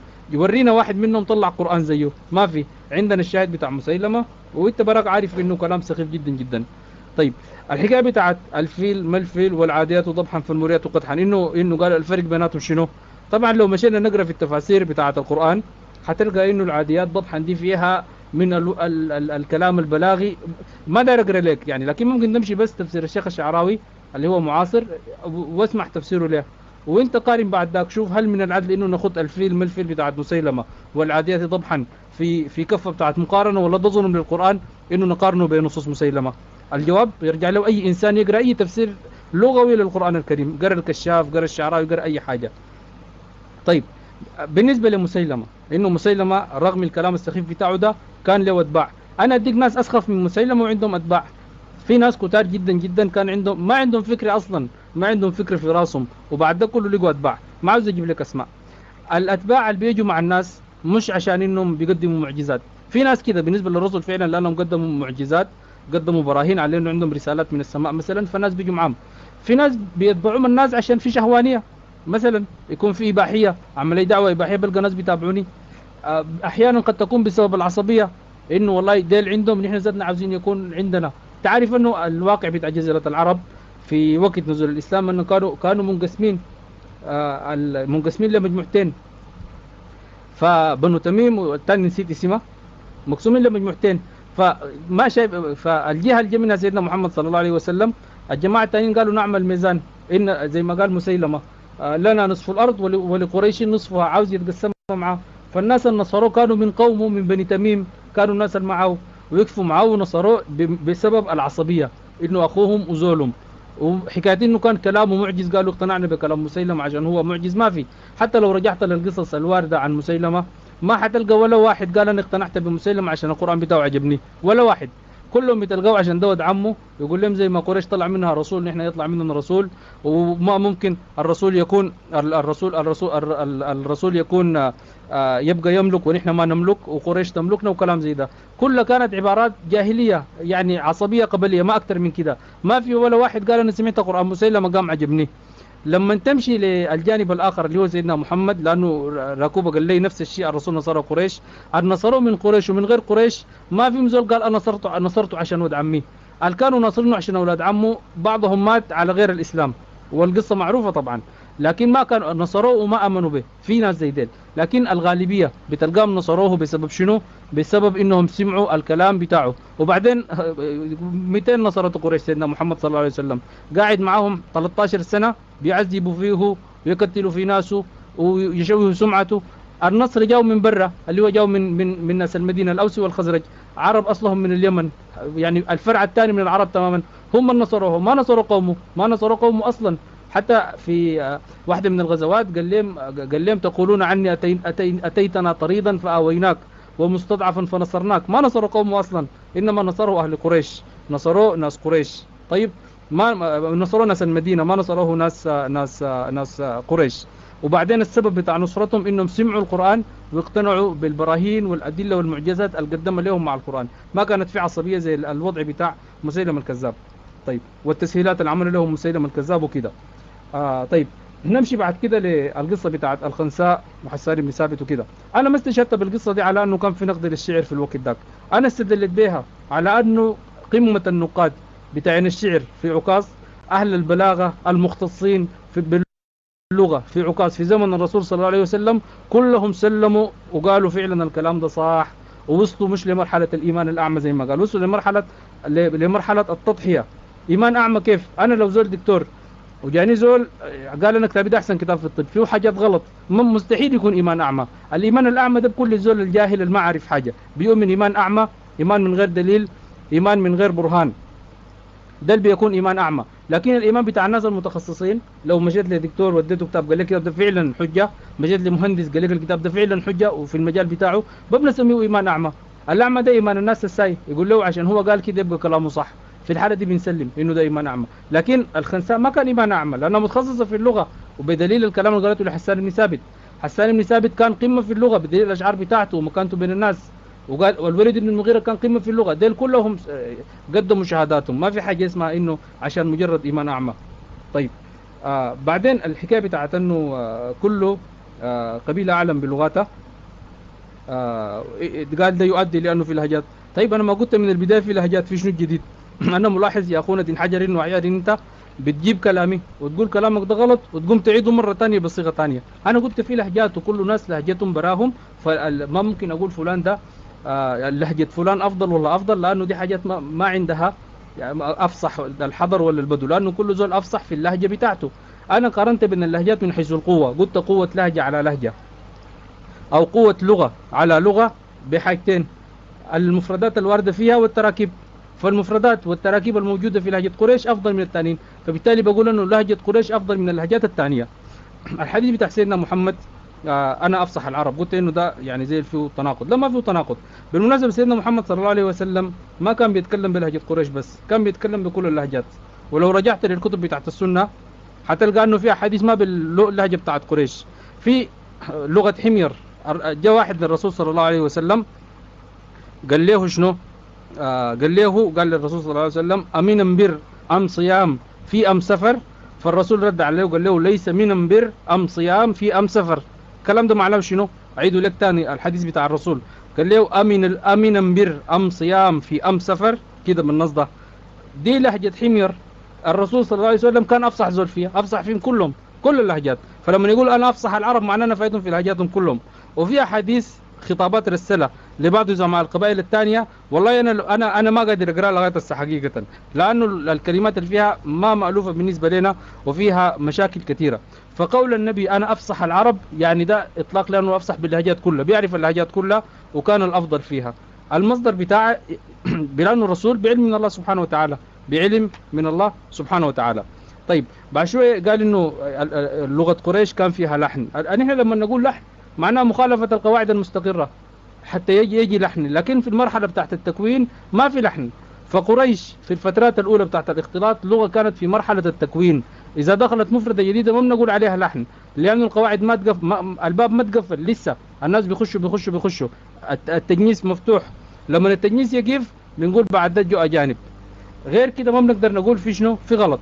طيب اللغة استقرت 200 استقرت في الفترة بتاعت نزول القرآن فما بعده، دي اللي عملوا القواعد بتاعتها. يعني قواعد النحو، قواعد البلاغة الموجودة عندنا الآن هي قواعد اللغة اللي كانت موجودة في وقت نزول القرآن وما فوقه بقليل وما بعده بقليل. لكن لو مشينا للغة قبل 500 سنة مثلا من سيدنا محمد صلى الله عليه وسلم، أكيد حنلقى فيها كلمات كثيرة جدا كانت ما فيش، وكلمات فيه اختفت وفي تركيبات فيه وكده. بنتكلم عن اللغة بعد الاستقرار. اللي بيخالفه بيقول عليه لحن. قبل الاستقرار ما بنسميه لحن. فاللحن بدأ يدخل في كلام العرب 200 بعد الفتوحات. أي كتاب يا أستاذنا دين حجر بيتكلم عن تاريخ النحو، كتاب شوقي ضيف، كتاب الطنطاوي، أي زول يتكلم عن تاريخ النحو بيتكلموا عن إنه فترة دخول اللحن في اللغة العربية كانت في فترة سيدنا عمر بن الخطاب بعد دخول الأعاجم في الإسلام. والقصة مشهورة إنه قرأ الآية غلط، بريء من الله ورسوله ولا ورسوله. القصة معروفة للناس ما في داعي نكررها ساي. طيب فاللحن ما كان قبل الإسلام، كان بعد فترة الفتوحات. بعد حكاية أنه أنا قلت قريش لغة معيارية، أنا ما قلت قريش لغة معيارية أصلا. وبعدين إنه قريش هي الأفضل لأنه الرسول منها، برضو أنا ما قلت كده. أنا ذكرت عاملين اللي هم قلتهم لك قبل شوية: كثرة المفردات والتراكيب بسبب الاحتكاك في التجارة ورحلة الشتاء والصيف والمسألة بتاعت الحج. دي العوامل اللي أنا قلتها. ما قلت لغة قريش هي الأفضل عشان سيدنا محمد منها، ما قلت كده. قدمت لك أدلة، لكن أنت برضو كالعادة عملت لي الرجل قش وحركته وخليت الكلام بتاعي. طيب الحكاية بتاعت الكلام اللي نقلته من كتاب الإتقان. طيب المشكلة أنه الزول يقرأ كتاب وهو ما عارف الطريقة بتاعت المؤلف، ما عارف المنهج بتاع المؤلف في التأليف، أو يقرأ كتب علم من العلوم وما عارف كيف تقرأ هذه الكتب. يا أخوان الكتب بتاعتنا بتاعت التراث الإسلامي دي ما أي حاجة فيها صح، أنت تاخذ من طرف تقول الكلام ده صح. معلش هاخذ لي دقيقة إضافية. انا اقول لقيت كلام مكتوب يبقى الكلام ده صح 100% عمل عليه. لا، ما كده. في علم اسمه علم مصطلح الحديث، بتنقد به وتشوف هل المصدر ده قال الكلام كلام منسوب للرسول صلى الله عليه واله وسلم، لابن عباس، للامام مالك، تشوف هل هو فعلا قاله ولا لا، بتطبق قواعد علم المصطلح. بعد ذاك تشوف وجه الدلاله، هل الكلام ده فعلا بيعني المساله دي. يعني لو جزول قال لي الصلاه واجبه، دليلك شنو؟ قام قال لي قل هو الله احد، ما بينفع، لانه ده مخالف لقواعد الاستدلال. لما نجي للنص اللي هو نقله استاذنا دين حجر من كتاب الاتقان، اول حاجه النص الاول المنقول اسمه منو؟ الامام السيوطي ذكره، قال هذا اسناد صحيح على شرط الشيخين. فاستاذنا دين حجر فسرها قال معناها انه موجود في البخاري ومسلم. ما في حاجه زي ده، ما معناه انه في البخاري ومسلم. لما تلقى انه يقول لك هذا اسناد صحيح، ده ما معناه انه الحديث صحيح، ما معناه انه الخبر ده صحيح. دي قاعده عامه من الاساسيات بتاعت علم المصطلح. بيقولوا لك صحه المتن لا تعني صحه الاسناد، وصحه الاسناد لا تعني صحه المتن. يعني انت لو لقيت سلسله مكتوب فيها حدثنا فلان حدثنا، السند ده صحيح، ما معناه انه الكلام اللي اتقال بعده صحيح. وبرضه لو لقيت الكلام صحيح، ما معناه انه السند اللي هو حدثنا فلان ده صحيح. صحه السند لا تعني صحه الاسناد. لما نقول السند ده صحيح، معناه الحديث ده او النص ده اتوفرت فيه 3 شروط من شروط القبول، وفضل 2 ممكن يكونوا فيه وممكن يكونوا ما فيشين. فلما واحد من الائمه يقول لك هذا اثر صحيح، الموضوع انتهى. نشوف هل في معارض ولا ما في معارض، نشوف كلامه صح ولا ما صح. لكن لما يقول لك هذا اسناد صحيح، ده ما تصح للكلام الورد. دي النقطه الاولى. فيبقى لما نقل لك الكلام، لما الامام السيوطي في كتاب الاتقان نقل لك الكلام ده وقال لك هذا اسناد صحيح على شرط الشيخين، ده ما تصح للخبر، انما هو تضعيف. انا بقول لك سنده صحيح واسكت، يعني في شروط ما حصلها. الحديث الصحيح عنده 5 شروط، معناه في 3 بس وفي 2 ما في شاذ. الاثنين دول شنو؟ اللي هي الخلو من الشذوذ والخلو من العله القادحه، انه ما يكون شاذ مخالف للاخبار الثانيه، ما يكون فيه عله، يعني ما يكون مخالف للعقل والمنطق، ما يكون مخالف للاثار الثانيه. والكلام ده انت لو قمت وزنته على في السياق بتاع النصوص الباقيه اللي بتتكلم عن القران الكريم وعن لغه القران، حتلقاه انه شاذ. فده دليل على انه الكلام ده شنو ببساطه؟ الدليل على انه الكلام ده كلام غلط، فيه شذوذ وفيه عله عقليه قادحه في صحته. بالنسبه ده النص الاول اللي هو كلام السيده عائشه. الكلام الثاني اللي هو منسوب لسيدنا عثمان بن عفان، جاب السند. طيب السند ده لو ما فتش الرجال بتاعنه عشان يشوف اول حاجه عداله الرواه، اول شرط من شروط الخبر الصحيح، حتلقى ببساطه شديده في راوي اسمه الزبير ابن الخريت. اسمه الزبير ابن الخريت. الراوي اللي اسمه الزبير بن الخريت ده فتشنا كتب الرجال، كتب الجرح والتعديل، لقيناه ما بيسوي اي حاجه، ما عنده اي قيمه، ما عنده اي وزن ما بين المحدثين، يعني مجروح، ما في 2 3. ناخذ يعني نماذج من الناس اللي تكلموا عنه. البخاري قال فيه نظر، ابو زرعه قال واهي الحديث، ابو حاتم قال لا يحتج به، ابو عدي قال لا اعرف له كبير حديث فاعتبر حديث، يعني ما عنده حديث اصلا عشان نختبره. الكتب ال6 ما روى له الا ابن ماجه حديث واحد بس، حديث واحد بس. العباره الوحيده اللي ممكن تكون كويسه في حقه قال الدارقطني، قال يعتبر به. يعتبر به يعني شنو؟ يعني اذا في حديث رواه واحد ثاني زيه في نفس الدرجه بتاعته، الاثنين مع بعض بيجبروا ضعفهم، بيبقى الحديث شنو؟ صحيح لغيره، يبقى حسن لغيره كده. لكن اذا هو براو روى له حديث ما بياخذه يعني ما بياخذه بالحديث بتاعه اذا رواه براو. فالقصه دي رواه هو براو، فببساطه شديده ما عنده اي معنى، ما عنده اي وزن. اخر حاجه، معلش انا طولت شديد لانه الموضوع طول. قال انه بعد عاوز يدخل في الاخطاء. انا يا استاذنا دين حجر بستغرب منك، يعني تخيل الناس قضوا عمرهم في اللغه، ابدلك سيبويه، الكسائي، الخليل، الاصمعي، ليه بكره بقول لك اسمع علماء بيقروا في القران ده وبيتعبدوا بقراءه القران ده كل يوم وبدرسوا القران ده للناس وعملوا تفسيرات، كلهم شنو؟ ما في مزول انتبه للغلطات دي. وانت جبنا سنه 1434 هجري تيجي تقول لنا القران الكريم فيه غلطات. هل الكلام ده بالمنطق كده؟ يعني انا بسال ضميرك كانسان، يعني هل انت بتقبل الكلام ده منطق انه ده كلهم ما انتبهوا للغلطات دي وانت جيت انتبهت ليه انه في اخطاء في القران؟ الحاجه الثانيه، اي حاجه تقول انها غلط انا ما داير حكمك عليه انها غلط، لانه حقيقه ما اظن انه عندك العلم اللي بيخليك تصل درجه تغلط القران اللي هو المصدر الاساسي. زي ما انا لو عاوز اتكلم في الاشعار بالانجليزي اقول ده غلط مخالف للقواعد، ما في زول بيسمح كلامي لانه انا ما متخصص فيها. انت نفس الشيء، يعني حتى لو كان عندك دكتوراه في اللغه العربيه ما بجيب كلامك اضربه كلام سيبويه والخليل والناس دي.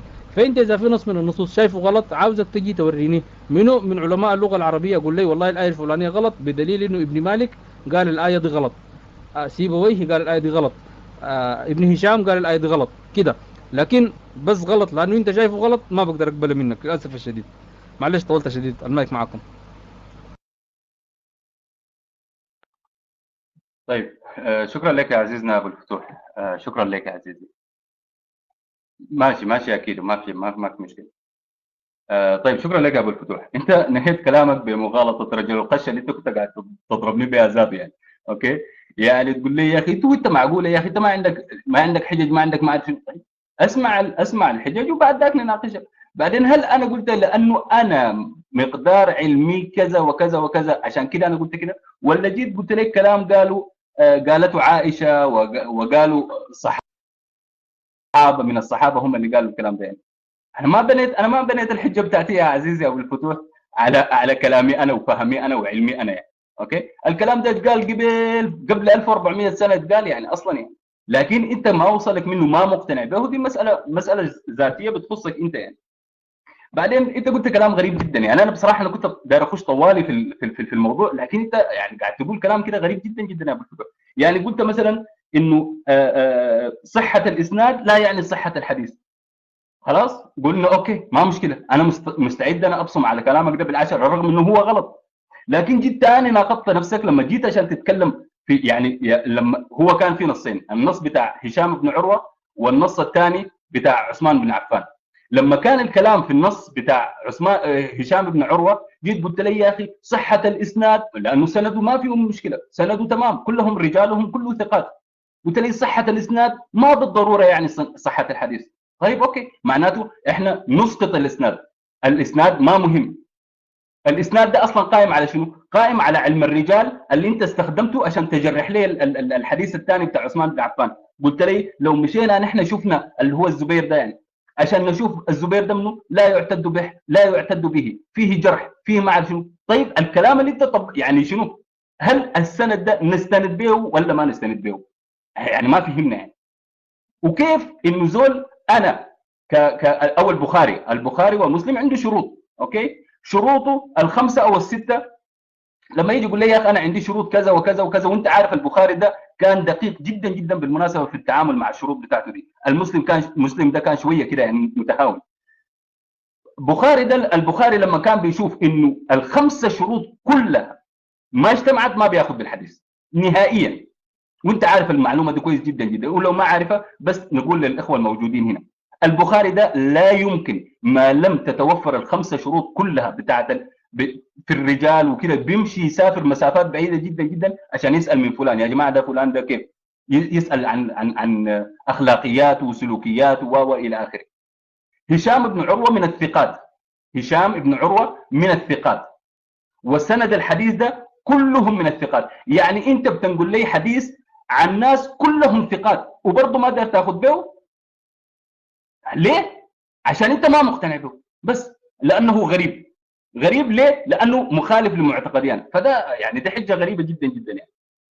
اوكي، ثاني هنرجع لموضوع القبائل ولهجتها وكيف احنا نفضل هنا.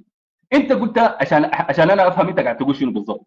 قلت لكل قبيله لهجه، لا يمكن ان نفاضل بين لهجه قبيله وقبيله اخرى، صح؟ الكلام ده لو صح انا فهمتك صح يا ابو الفتوح؟ لو انا فهمتك صح اكتب لي واحد. قلت انه لكل قبيله لهجه، لا يمكن ان نفاضل، لا يمكن ان نعمل مفاضله نقول لهجه القبيله الفلانيه افضل من لهجه كذا. اوكي صح. طيب كيف انت حضرتك او حتى الرسول ذاته فاضل لهجته هو لهجه قريش بلهجات العرب الباقيه؟ ليه؟ بناء على شنو؟ ثاني جيت قلت لي يعني عشان اوريك انه انت اللي قاعد تلخبط يا ابو الفتوح. تجي تقول لي يا اخي الرحلات بتاعتنا اللغه ذاتها يعني فيها ما اعرف. قلت لي يا اخي غنيه، اللغه فيها اثراء وفيها غنى لانه اختلطوا باعاجم واختلطوا بناس، وفي ناس جايين وناس ماشيين برحلات الشتاء والصيف وما اعرف شنو. يا اخي رحله الشتاء والصيف دي كانت بتمشي وين وبتجي من وين يا ابو الفتوح؟ مش كانوا بيمشوا اليمن وبيمشوا الشام ولا حته ثانيه؟ هل الشام واليمن عرب بيتكلموا اللغه عربيه ولا فيهم اعاجم؟ فكيف اختلاط العرب بتاعين قريش بالاعاجم ممكن يثري اللغه العربيه؟ واثراء اللغه العربيه ده انا يعني اضافه كلمات جديده لها مثلا، هل هي من اصل اللغه ذاته عشان نقول ده اثراء للغه العربيه؟ لا، اثراء اللغه دائما بيكون من داخل اللغه نفسها مش من خارجها. اثراء اللغه بيكون من داخل اللغه، عندها حركتها، حركه اللغه مع حركه المجتمع داخل المجتمع. مش تمشي انت تسافر تمشي امريكا وتقوم انت تجيني راجع تقوم تجيب لي كلمه كلمتين جديده وتنتشر الكلمه دي وبعدك بتبقى ده اثراء للغه. ما بيبقى اثراء، بالعكس بيبقى لحن. انت كده قاعد تكسر اللغه الاساسيه بتاعتك يعني. فيا عزيزي انت لو داير اللغه الصحيحه ما بتمشي الحضر، بتمشي الباديه. ده مبدئيا كده يعني. اوكي. وبعدين كنت بتتكلم لما كنا بنتكلم عن مسيلم الكذاب، يا سيدي انا ممكن اجيب لك 100 مثال انه الناس دي واسخف من كلام مسيلم الكذاب. انا اجيب ليه تبع ليه؟ لانه في اسباب. مرات ممكن يكون لانه شهوانيين، لانه كذا، لانه كلامك مظبوط، كلامك مظبوط صح، او عصبيه قبليه او غيره او غيره. طيب انت ليه قاعد تستثني الاسلام من القاعده دي يعني؟ ليه ما بتفترض انه الناس دخلت الاسلام واتبعت الرسول من اجل اسباب ثانيه غير مساله انه والله يا اخي القران صح والرسول صح وكذا يعني؟ ليه؟ ما هذا احنا قاعدين نقرا في القران كلام واضح جدا جدا. الاسلام انتشر بسبب، او المسلمين او العرب دخلوا في الاسلام بسبب الاغراء بالمغانم، والقران بيقولها بالواضح: ومغانم كثيره تاخذونها، وعدكم الله مغانم كثيره تاخذونها. المساله ما كانت مساله ايمان لانه والله يا اخي الرسول كان عنده معجزات ولا غيره يعني. طيب وقلت يا اخي مسيلمه بالمناسبه اصلا الناس امنت به لانه هم كانوا غيرانين منه، قالوا مثلما في قريش الرسول يكون فينا رسول. يا ابو الفتوح انت بتتكلم جد ولا بتهزر يعني؟ الرسول ده لما جاء مسيلمه ده كان قاعد من زمان يعني حتى في صلح الحديبيه ولا في واحده من الاتفاقيات بين الرسول وبين بني قريش، بين قريش، كان قال لهم يا اخي اكتبوا بسم الله الرحمن. قال لهم وما الرحمن؟ ما بنعرف الرحمن ده، احنا بنعرف الرحمن اليمامه ده. فمسيلمه الكذاب ده كان موجود قبل الرسول يعني حاول انك انت تكون دقيق في معلوماتك. طيب عموما احنا انا حبدا في اول شاهد، وانا حنزل الشاهد بتاعي مباشره على التكست. الشاهد بتاعي هيكون من سوره النحل الايه 66. سورة النحل الآية 66: وإن لكم في الأنعام لعبرة نسقيكم مما في بطونه. الكلام ده موجود انت لو عايز ترجع له او بتكون حافظ الآية طبعا. أنا سؤالي هنا بالتحديد في بطونه الهاء، الضمير المتصل في كلمة هاء بطونه عائدة على منه أو عائدة على شنو؟ إن لكم في الأنعام عبرة. أوكي فهمنا، دي جملة انتهت. نسقيكم مما في بطونه، بطون الأنعام. طيب هل الأنعام مذكر عشان يكون الضمير مذكر؟ إحنا بنعرف أبسط قواعد اللغة الآن إحنا قاعدين نتعلمها من يد سيبويه والجماعة ديل، إنه ضمير المؤنث، الضمير العائد على المؤنث بيكون مؤنث، لكن ده ضمير عائد على المؤنث اللي هم الأنعام وشايف إنه هو مذكر. انت ما بتقدر تقول لي ضمير بتاع مذكر يعود على مذكر تخلوه مؤنث. معلش ده يعني ده اهل الحلفاوين بيعملوها، بيذكروا المؤنث وبيأنسوا المذكر. ده الحلفاوين هم اللي بيعملوها، والناس ليهم الليل قاعدين يضحكوا عليهم يعني، يقولوا يا شوف العربي المكسر بتاعهم ده. طيب هنعمل شنو في اللغه دي الايه دي؟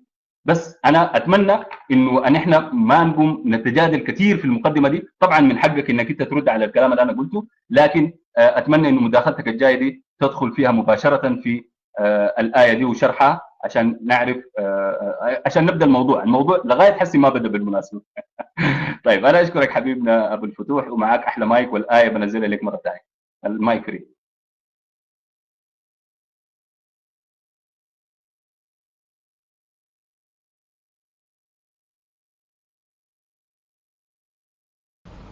السلام عليكم ورحمة الله وبركاته. طيب أول حاجة أيوة دار المايك كده. أول حاجة ببدأ بيها حارد على كلامك بسرعة، وبعد ذلك بخش لك في الآية اللي أنت كررتها أكثر من مرة. الحكاية بتاعت أنه أنا رميتك بمغالطة رجل القش. أنا ما رميتك بمغالطة رجل القش ساي، وبينت البرهان على كده. فانت قلت لي انت وقعت في كده، وكالعاده ما وريتني الدليل.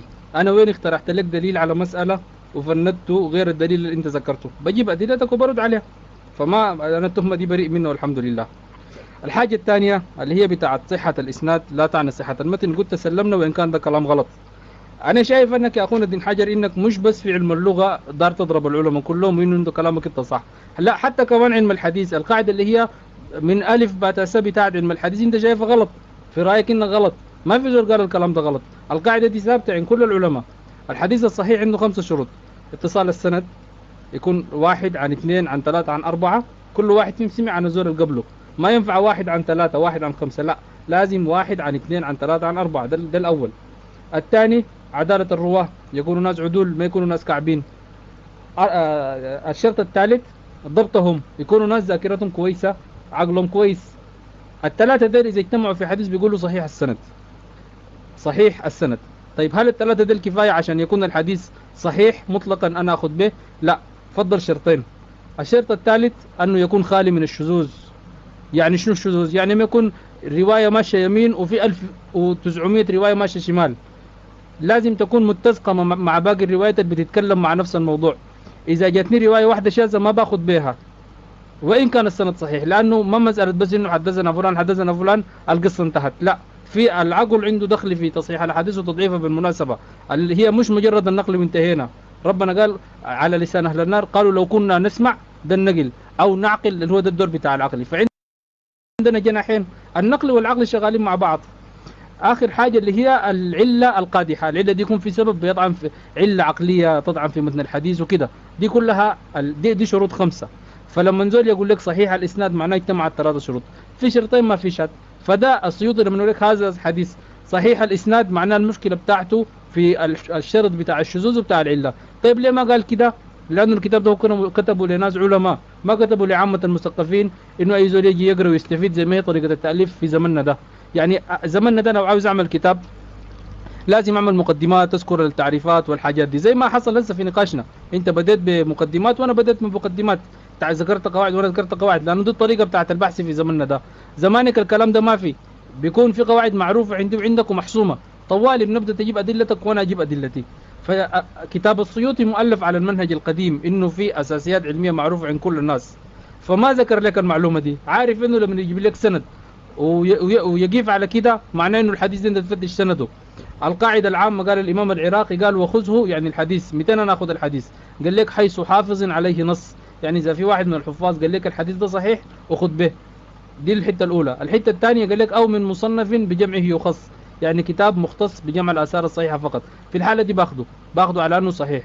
غير كده هو قيد الدراسة، أفتش سند وأفتش متن وكده. فالسيوطي ألف وفقا للطريقة دي، ووريتك العلة بتاعت السند حصل فيها شنو. بعدين قلت انه اذا كانت القاعده دي صح معناه انه الاسناد ما منه فايده. لا، ما كده، الاسناد منه فايده. زي زول يقول لك انا اكل ولا اشرب، اذا كنت بطلت الشراب بموت، يبقى لك ما منه فايده اشرب بس. لا، ما كده، هي اركان 5 اركان.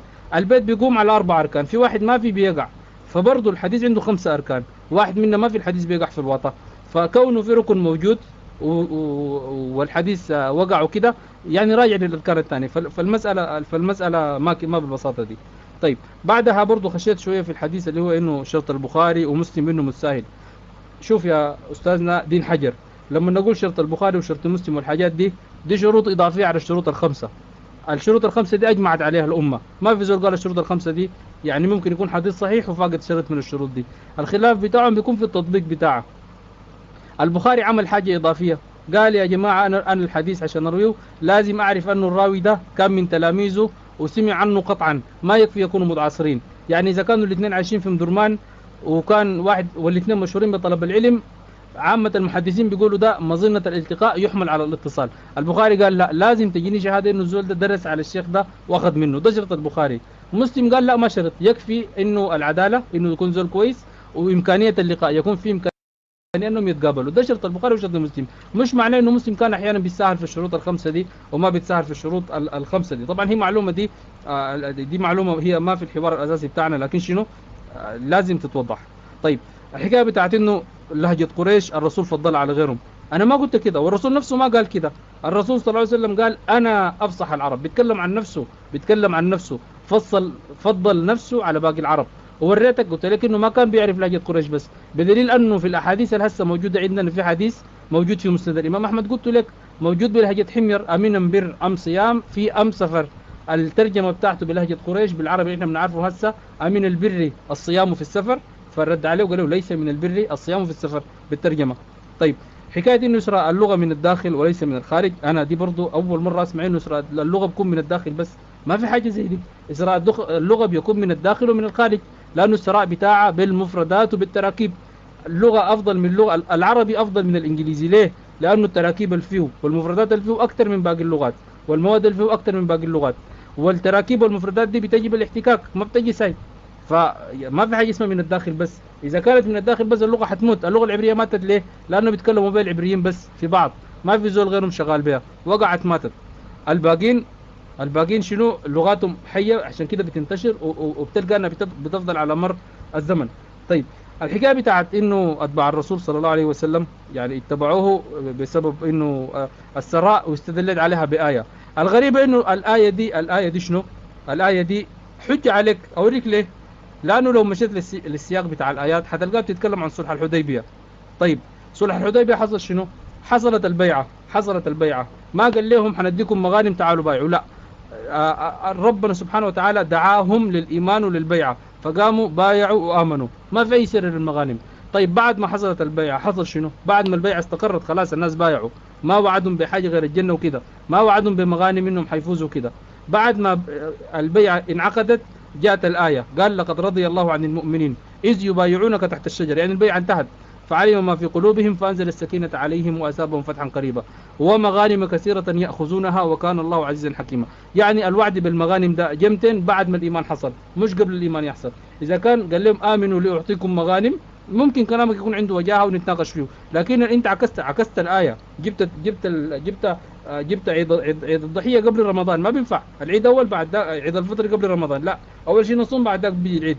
أول شيء بايعوا وآمنوا بعد ذاك جاء الوعد بالمغانم، مش العكس زي ما انت عملتها.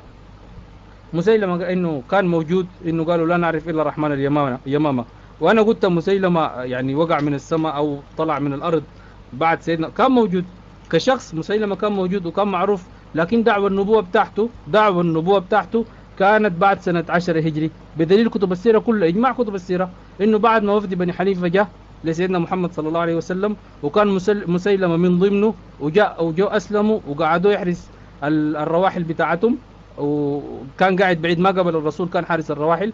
قالوا له معانا زول قاعد في الرواحل هناك، موجوده في كتب السيره كلها. بعد ما جو راجعين ظهر ادعاء النبوه. ففي الفتره بتاعه صلح الحديبيه مسيلمه ما كان مدعي النبوه، كان زول معروف زيه زي غيره، زي اميه بن ابي الصلت، زي ابي بن خلف، زي ابو بكر الصديق، معروف بس عندهم، لكن ما كان في دعوه بتاعه نبوه وكده. طيب نجي بعد كده اخر حاجه اللي هي ده من الخطة الأزلة ده، ما خلونا واحدة واحدة نتكلم فيها. نجي للمسألة بتاعة الأنعام. أول حاجة أستاذ ندين حجر، أنت يعني معلش، أنت السؤال ده لو كان من إنتاجك الشخصي كان يعني نقول معلش، لكن المشكلة إنك جبته من كلام ناس مستشرقين خواجات. يعني أنت بتعرف اللغة العربية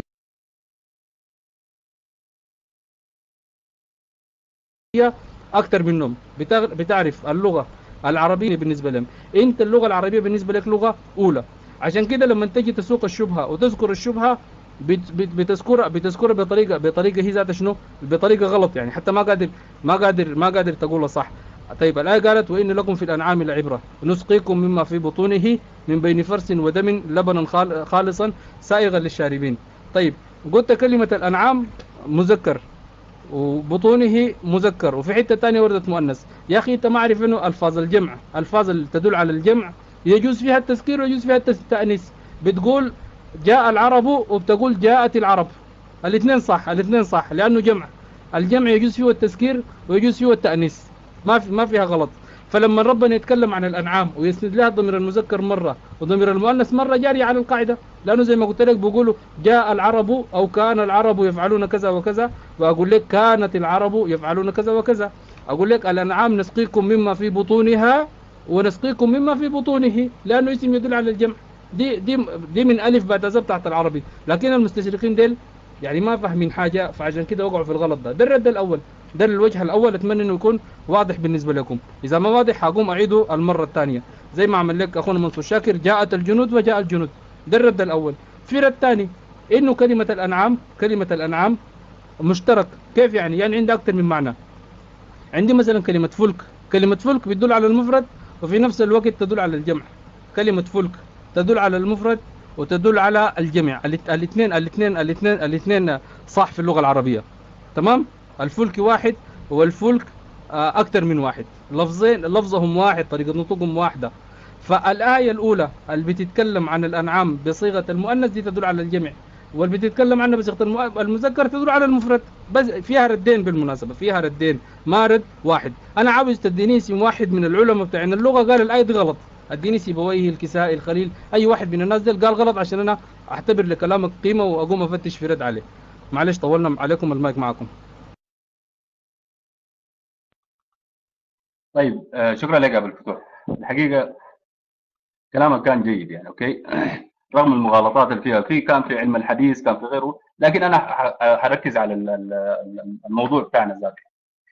ان لكم في الانعام لعبره نسقيكم مما في بطونه. قلت انه الانعام هو اسم جمع، واي اسم جمع بيجوز فيه التذكير ويجوز فيه التانيث. وضربت مثال بالعرب، قلت ذهبت قالت العرب او قال العرب او يعني كده يعني. الحقيقه ده كلام غريب جدا جدا يا ابو الفتوح يعني بصراحه يعني انت هنا قاعد تخلط بين المؤنث الحقيقي والمؤنث المجازي. يعني العرب هنا مؤنث مجازي يا ابو الفتوح. الانعام، وانت عارف الفرق بين المؤنث الحقيقي والمؤنث المجازي، انه المؤنث الحقيقي اللي هو عنده مذكر من جنسه. العرب عنده مذكر من جنسه يا ابو الفتوح؟ ما عنده مذكر من جنسه يعني. بعدين انت بتقول ممكن يؤنث وممكن يذكر. انا ممكن اسالك سؤال. القران كلمه الانعام وردت كم مره في القران؟ هل حصل في غير هذا الموضع انه تم تذكيره؟ اصلا ما حتلقى. كل ايه وردت فيها الانعام وجاء فيها سيره بتاع الضمير او حاجه بشكل مرتبطه بالانعام بتكون مؤنث بلا استثناء، بلا استثناء. بس الايه دي فقط، الايه دي فقط يعني بدل ما نقول نقعد نلف وندور اوكي ونحاول نكذب على انفسنا ونقول يا اخي العرب كانت بتقول ما اعرف الفلك لا لا لا لا، احنا نقول الكلام الواضح. يعني بدل ما نقول يا اخي ببساطه شديده جدا جدا والله يا اخي ده غلط بتاع النساخ، نسوا يكتبوا حرف الالف، وخاصه انه اساسا الالف عند العرب ما كانت معروفه. يعني كثير جدا جدا من الايات القرانيه لو قريتها بتلقى انه هم ما في حرف الالف ده ما موجود الا مثلا شنو زي كلمه المنافقين بين النون والفاء هتلقى فيه الف صغيره كده، ما بيكتب لك المنافقين، لا بيكتب لك المنفقين وبين النون والفاء بيحط لك الف. ليه؟ لانه العرب زمان ما كانوا بيعرفوا الالف، يعني الهمزه دي ما كان بيعرفوا. فاصلا دي وارده اكثر من حكايه انه والله يا اخي ده الانعام دي ممكن تكون للمؤنث وممكن تكون للمذكر. الحاجه الثانيه انت قلت لها تخريجه ثانيه، ولاحظ كلمه يعني لها قولين. يعني ليه قولين؟ طالما هو في قواعد بتاعت لغه، في قواعد بتاعت لغه المفروض يكون في يعني قاعده واحده. يعني القاعده بتقول كذا كذا يا هشام وخلاص يا وخلاص انتهى الموضوع يعني اوكي. لكن انت تيجي تقول لي والله فيها قولين، معناته انا بلقى لك مخرجين، مخرج بيجاي ومخرج بيجاي.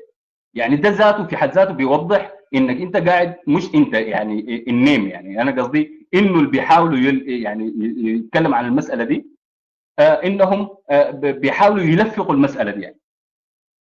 طيب الايه الثانيه، الايه الثانيه قال وان لكم في الانعام. يعني تخيل الايه الثانيه اللي انت اصلا استشهدت بها، قلت ان هي مره بتكون مذكر مفرده. الانعام هنا مفرد، الانعام هنا مفرد، او عفوا الثانيه دي يعني يات واحده فيهم المفرد ويات واحده فيها يعني والله يعني ده كلام غريب جدا جدا يعني. يات واحده فيهم المفرد ويات واحده فيهم الجمع يعني. يات واحده فيهم المفرد ويات واحده فيهم الجمع. هل الانعام دي اللي في سوره النحل 66 هي مفرد عشان كده بقت في بطونه بدل بطونها؟ يعني ده بصراحه ده كلام غريب جدا جدا يعني. اوكي. الناس، كلمة الناس هل هي مذكر ولا مؤنث؟ هل نقول خلق الناس ولا خلقت الناس؟ يعني يا ابو الفتوح، يعني احنا او الانسان مثلا، الانسان برضه ما اسم جمع برضه يعني. اوكي، هل هنقول خلق الانسان ولا خلقت الانسان؟ يعني في قضايا كده بالمناسبه بتاعت لغه عربيه كده، يعني ممكن احنا نستخدم فيها التلفيق بصوره واضحه، وممكن ان احنا نتغاضى عنها. يعني انت لو عايز تتغاضى عن النقطه دي انا ما عندي مشكله، يعني انا ما عندي مشكله. لكن الانعام في كل الايات او المواضع اللي ذكرت فيها سيره الانعام او كلمه الانعام بيجي يقول لك بالواضح ان هي مؤنث. بس الايه دي الغلط، الايه الوحيده اللي ذكرت فيها بالمفرد. يعني ليه؟ ما مره بيذكر مره بيؤنث يعني. اوكي. انا حتى لو كان بيتكلم عن الجمع والمذكر، يعني حسي كلمه الانعام ده جمع ولا مذكر؟ جمع. ده سؤال يعني. وهو اصلا بنى الحجه بتاعته على قاعدتين. القاعده جمع، خلاص هو جمع مؤنث. جمع مؤنث حقيقي ولا مجازي؟ يعني ببساطه شديده جدا يعني. طيب اوكي، مؤنث خلاص هيعود عليه المؤنث، لانه مؤنث هيعود عليه ضمير المؤنث يعني. المايك فري يا ابو الفتوح.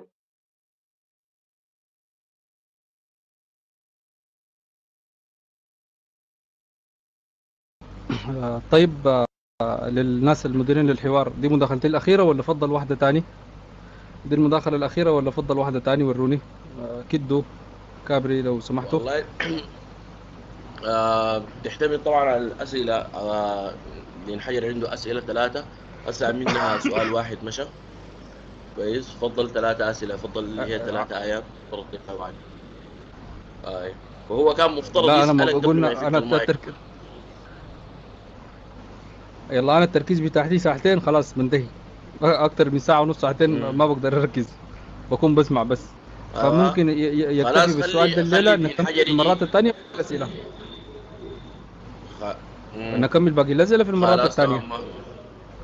خلاص شوفوا هو لو كيف. طيب دين حجر طيب ورينا رايك شنو. اطلع انا ارد عليك انه يكون دي اخر مداخله لحوارنا الليله ونكمل في الايام الجايه، ولا ما اعرف اقول شنو. كده ورينا رايك قبل ما ارد عليك عشان اكون فاهم نفسي حقول شنو. لا انا صراحه يا ابو الفتوح ما فهمت المقترح شنو يعني. انه انا اطرح اسئلتي كلها وانت ترد عليها كلها وننهي الحوار على كده يعني، ولا لا ما فهمت الزمن اللي حددناه وقلنا ساعه ونص خلصت. المفروض مداخلتي الاخيره تكون اخر مداخله في النقاش بتاعنا. انت كنت عندك ساعه مش كده؟ اها. فيلا يبقى انا هتكلم هسه وحنختم الحوار، نكمل في المرات الجايه. طيب ما في مشكله، اللي بيريحك يعني. اوكي ما في مشكله يعني. طيب هيكون عندي مداخله بعدك ولا ما هيكون؟ طيب تمام، انت بديت فانا هختم. اذا عاوز تخلي مداخلتك اللي فاتت دي الاخيره اتفضل كملها، وخلينا اتكلم انا بعدك اختم. ما عندك مشكله، كمل مداخلتك وانا بجي بعدك بختم طوالي. كمل كلامك، اتفضل المايك معك.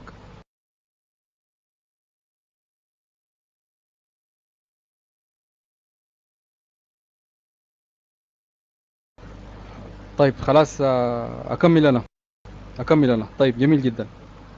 اول حاجه يعني للاسف الشديد يا استاذ نادين حجر، جبت كلامك الاخير يعني كله من الناحيه بتاعت نحو غلط تماما.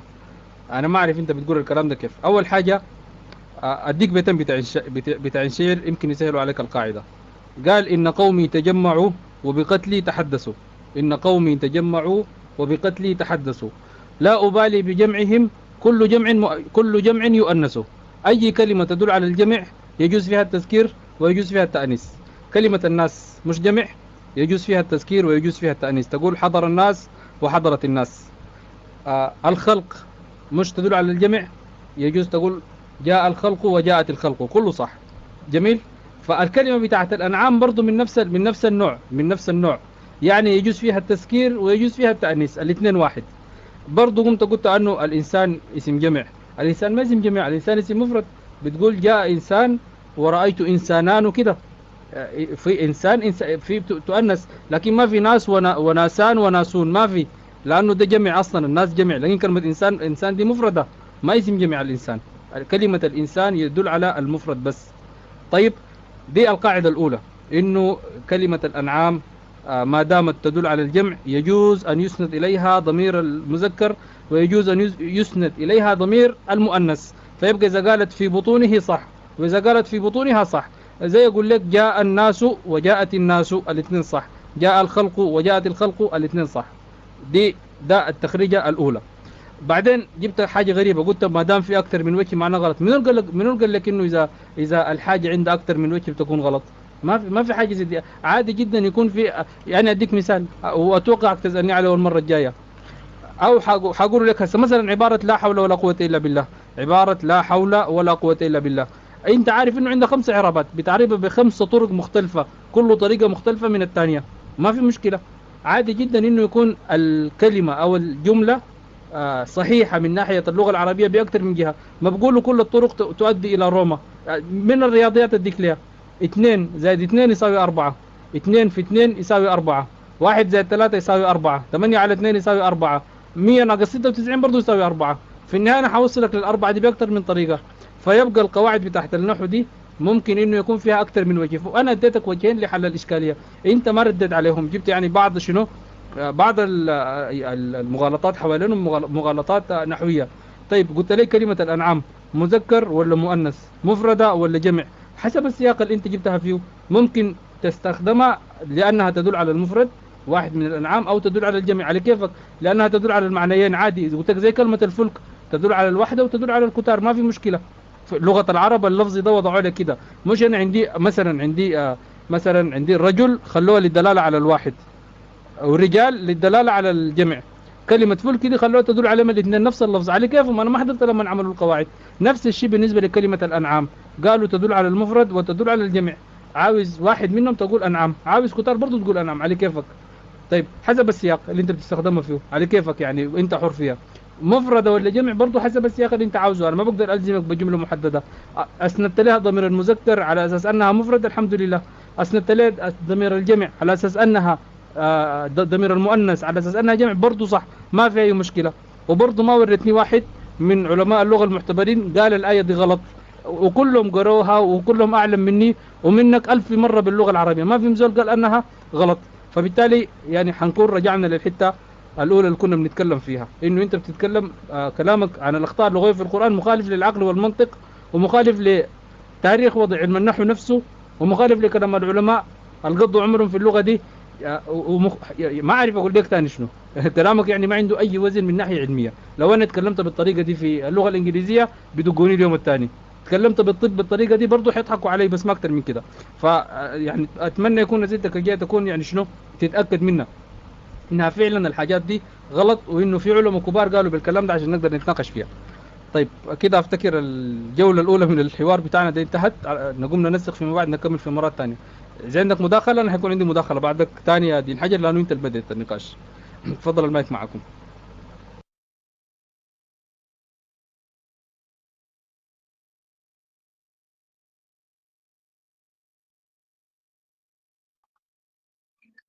لا، أنا بس حبيت أشكرك يعني على الحوار الجميل والممتع، وهنبتدي نشوف يعني الجولة الثانية دي هتكون 200 بالضبط.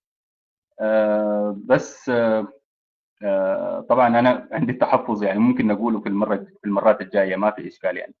لكن كون إنه الأنعام دي ممكن تكون مفرد، دي حاجة غريبة جدا جدا يعني. يعني أنا لما أجي أقول لك يا أخي أنا جاي وجايب معي أنعام، معناه جايب سايق معي غنماية واحدة ولا خروف واحد يعني مثلا. وهل الله لما جاء قال يا اخي ان لكم في الانعام لعبره نسقيكم مما في بطونها، هل هو بيتكلم عن كل الانعام ولا عن غنمايه واحده بعينها يعني؟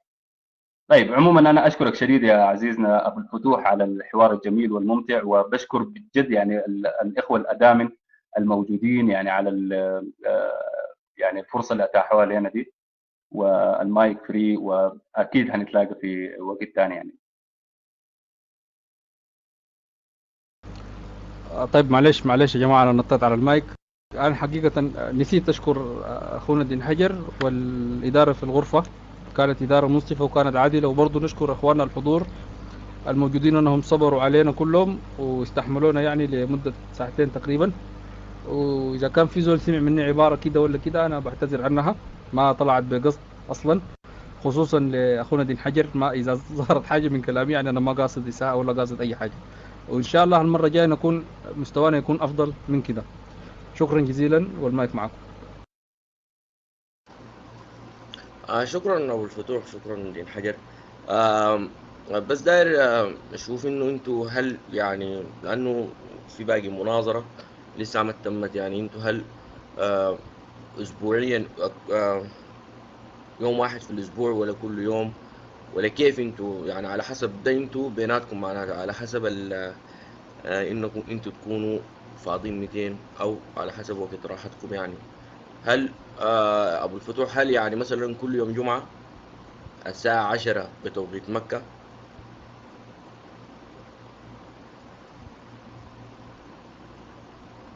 هل كل يوم جمعة يعني مناسب بالنسبة لك يا دين حجر ويا ابو الفتوح؟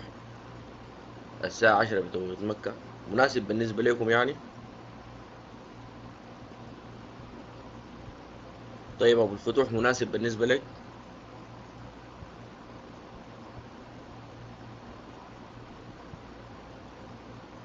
تمام، خلاص معناتها آم، المناظرة لا، الجاية يوم ابو الجمعة. الفتوح قال لك ما مناسب، نشوف ما نشوف ما مناسب؟ مناسب. ما مناسب. فيا كده كده نسق معاهم، طيب شوف لي نسق يوم. معاهم مم. نسق معاهم تخلي كده براحتهم عشان الناس هم ذاتهم ياخذوا ويدوا في الكلام. إيه. آه حقيقة يعني تمام. حوار رائع جدا جدا. انا بجد يعني بشكر المتحاورين ابو الفتوح ودين حجر. انا اعتقد انه انتصر العقل. نحن نهائيا ما حنقول انتصر ابو الفتوح على دين حجر او انتصر دين حجر على ابو الفتوح. بينتصر العقل، بينتصر الفكر. حاجة جميلة ذاته انه السودانيين نكون ذاتنا قادرين على انه نخش في حوار فيه يعني مناشدة من كل واحد للآخر لعقله.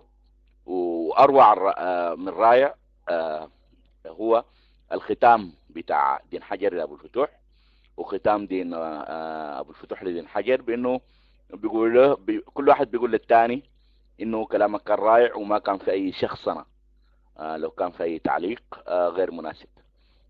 نحن بنشكركم. مع كده حننسق الجلسه الثانيه على حسب مواعيدكم، وبعد كده بنفتح باب التعليقات. فيتفضل يا منصور شاكر، معاك المايك، ماكسيموم 5 دقائق لو سمحت.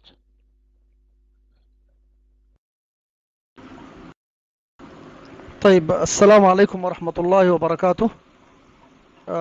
أولا هل هنالك صوت؟ تمام، الحمد لله رب العالمين. أقفل المكيف دقيقة بالله لو سمحت. أولا أحيي المتناظرين الاثنين، حقيقة حوار رائع وممتاز جدا جدا بين الطرفين، وحوار هادئ وهادف وممتاز جدا جدا، والإدارة كانت جيدة جدا وممتازة، وحتى الناس المستمعين كانوا أيضا يعني رائعين جدا وكانوا ممتازين ومتابعين. بس أنا عندي مداخلة بسيطة جدا. أيوة، أنا ما بعرف حاجة اسمها دين حجر، معلش يا شوادر. إحنا الدين عندنا ما عندنا كلام زي ده. طيب، أنا ما أقدر أخلي بالي مع التكست. صوتي مسموع يا جماعة؟ طيب، شكرا لك يا سناري. طيب، أنا بقول إنه حقيقة يعني نحن في الإسلام بنعاني بأنه كثير من أبنائنا اللي اتولدوا مسلمين ونشأوا في الإسلام يعني هم ما عندهم خلفية عن الدين الإسلامي، لذلك منهم من يصير ملحد ومنهم من يتنصر لأنه يعني حقيقة يعني بيجهلوا أشياء كثيرة عن دينهم، ومرات يعني بيدخلوا في أشياء كده بتكون يعني تحتاج إنه هم يحتاجوا إنه يفهموها. يمكن أنا الآن برغم من إنه يعني الآن في المناظرة سمعت الأخ يعني كان بيتكلم مع أخونا أبو الفتوح، كان بيقول له إنه الشروط الخمسة لصحة الحديث، وإنه يعني إنه بس الحديث يعني بهذه الكيفية إنه إسناده صحيح، معناه إنه هو خلاص يؤخذ به، بعد عن العلة القادحة والشذوذ. إنه يعني هذه أشياء يعني تحتاج إنه الإنسان لابد إنه يعني حتى إنه يكون أكثر علمية يعني، ويكون يعني في حواره يعني علمي وأكاديمي جدا، إنه لابد إنه يبحث في هذه المسائل ويعرفها جيد ويتكلم فيها. الأمر الآخر أنا بوجهه لأخونا الأستاذ هشام، إنه هل النبي صلى الله عليه وسلم ما كان عربي؟ يعني نبينا محمد صلى الله عليه وسلم ما كان عربي حتى يخطأ هذه الأخطاء؟ يعني هذه الأخطاء اللي أنت بتتكلم عنها، يعني النبي صلى الله عليه وسلم هل ما كان عربي، كان أعجمي، كان يجهل هذه الأخطاء؟ أخونا أبو الفتوح سألك كم مرة، قال لك من أهل اللغة إنه قال هذه أخطاء في القرآن الكريم، من فطاحلة اللغة؟ جبت له كلام للسيدة عائشة، إنه معقول الصحابة يا أخي الكريم، هل يعقل إنه الصحابة وعثمان بن عفان يتركوا خطأ في القرآن يقولوا إنه يخلوه تغيم العرب بألسنتها؟ يعني هل يعقل هذا الكلام؟ الصحابة اللي كانوا يصلحوا أي خطأ يتركوا آيات قرآنية في القرآن مغلوطة أو غلط عشان يصلحوها العرب بألسنتها؟ هل هذا الكلام يعني يعقل؟ يعني هذا كلام لا يعقل يا أخي الكريم، بارك الله فيك. فحقيقة يعني هذه أشياء يعني فيها نوع من المغالطات، وهذه تحتاج أنك تعيد فيها النظر. وزي ما قلت لك أنا كان كتبت لك كلام ممتاز جدا جدا، أنا كنت دايرك التحدي ما زال قائم. قل فأتوا بعشر سور مثله مفتريات، قل أتوا بسورة من مثله، جيب فكنا. الآن التحدي قائم. جيب لنا 10 الفيل له أذن طويل ولا له ذنب قصير، ده كلام مضحك. أي إنسان التحدي، ما أنت بس، أي إنسان مفتوح له التحدي إنه يعني يجيب مثل القرآن، يجاري القرآن. ما دارين كلام مضحك، دارين كلام يبقى زي كلام رشيد كتب إن نزلناه تنزيلا وسميناه كان كلام مضحك وفيه أخطاء نحوية. فنحن عايزين الآن أي إنسان بيقول القرآن فيه أخطاء نحوية، إنه كلام غير بليغ وإنه يمكن أن يقارع، يجيب لنا زيه. الآن لو جبت زي القرآن الكريم، أنا الآن يا هشام مستعد ألحد. جيب زي القرآن الكريم في أسلوبه، جيب في طريقته. القرآن أصلا هو معجزة. المعجزة إنه الإنسان من شروط المعجزة إنها لا تقارع، متى ما قورعت بطل التحدي. فالتحدي قائم الآن. المعجزة اللي بتباهى بها المسلمين في كل مكان في كل زمان وبنتحدى بها، القرآن الكريم اللي بتحداه بيجيب زيه، خلاص المعجزة بطلت. زمانك العرب الفصيحين اللي كانوا في زمن النبي صلى الله عليه وسلم ما قدروا، ما استطاعوا الكلام ده، هم سمعوه ودخل اضنينهم بهنا ومرق بهنا وما فيهم واحد قدر يجاري القرآن الكريم. الآن الفرصة متاحة لكم انتم، قولوا زي القرآن الكريم وريحونا. شكرا يا أدمن، حوار رائع، واتمنى انه يكون كل اسبوع في يعني مناظر عشان نستفيد اكثر والناس تستفيد. شكرا لكم، اشكركم انتوا الاثنين، وجزاكم الله خير وبارك الله فيكم، والله غد لكم.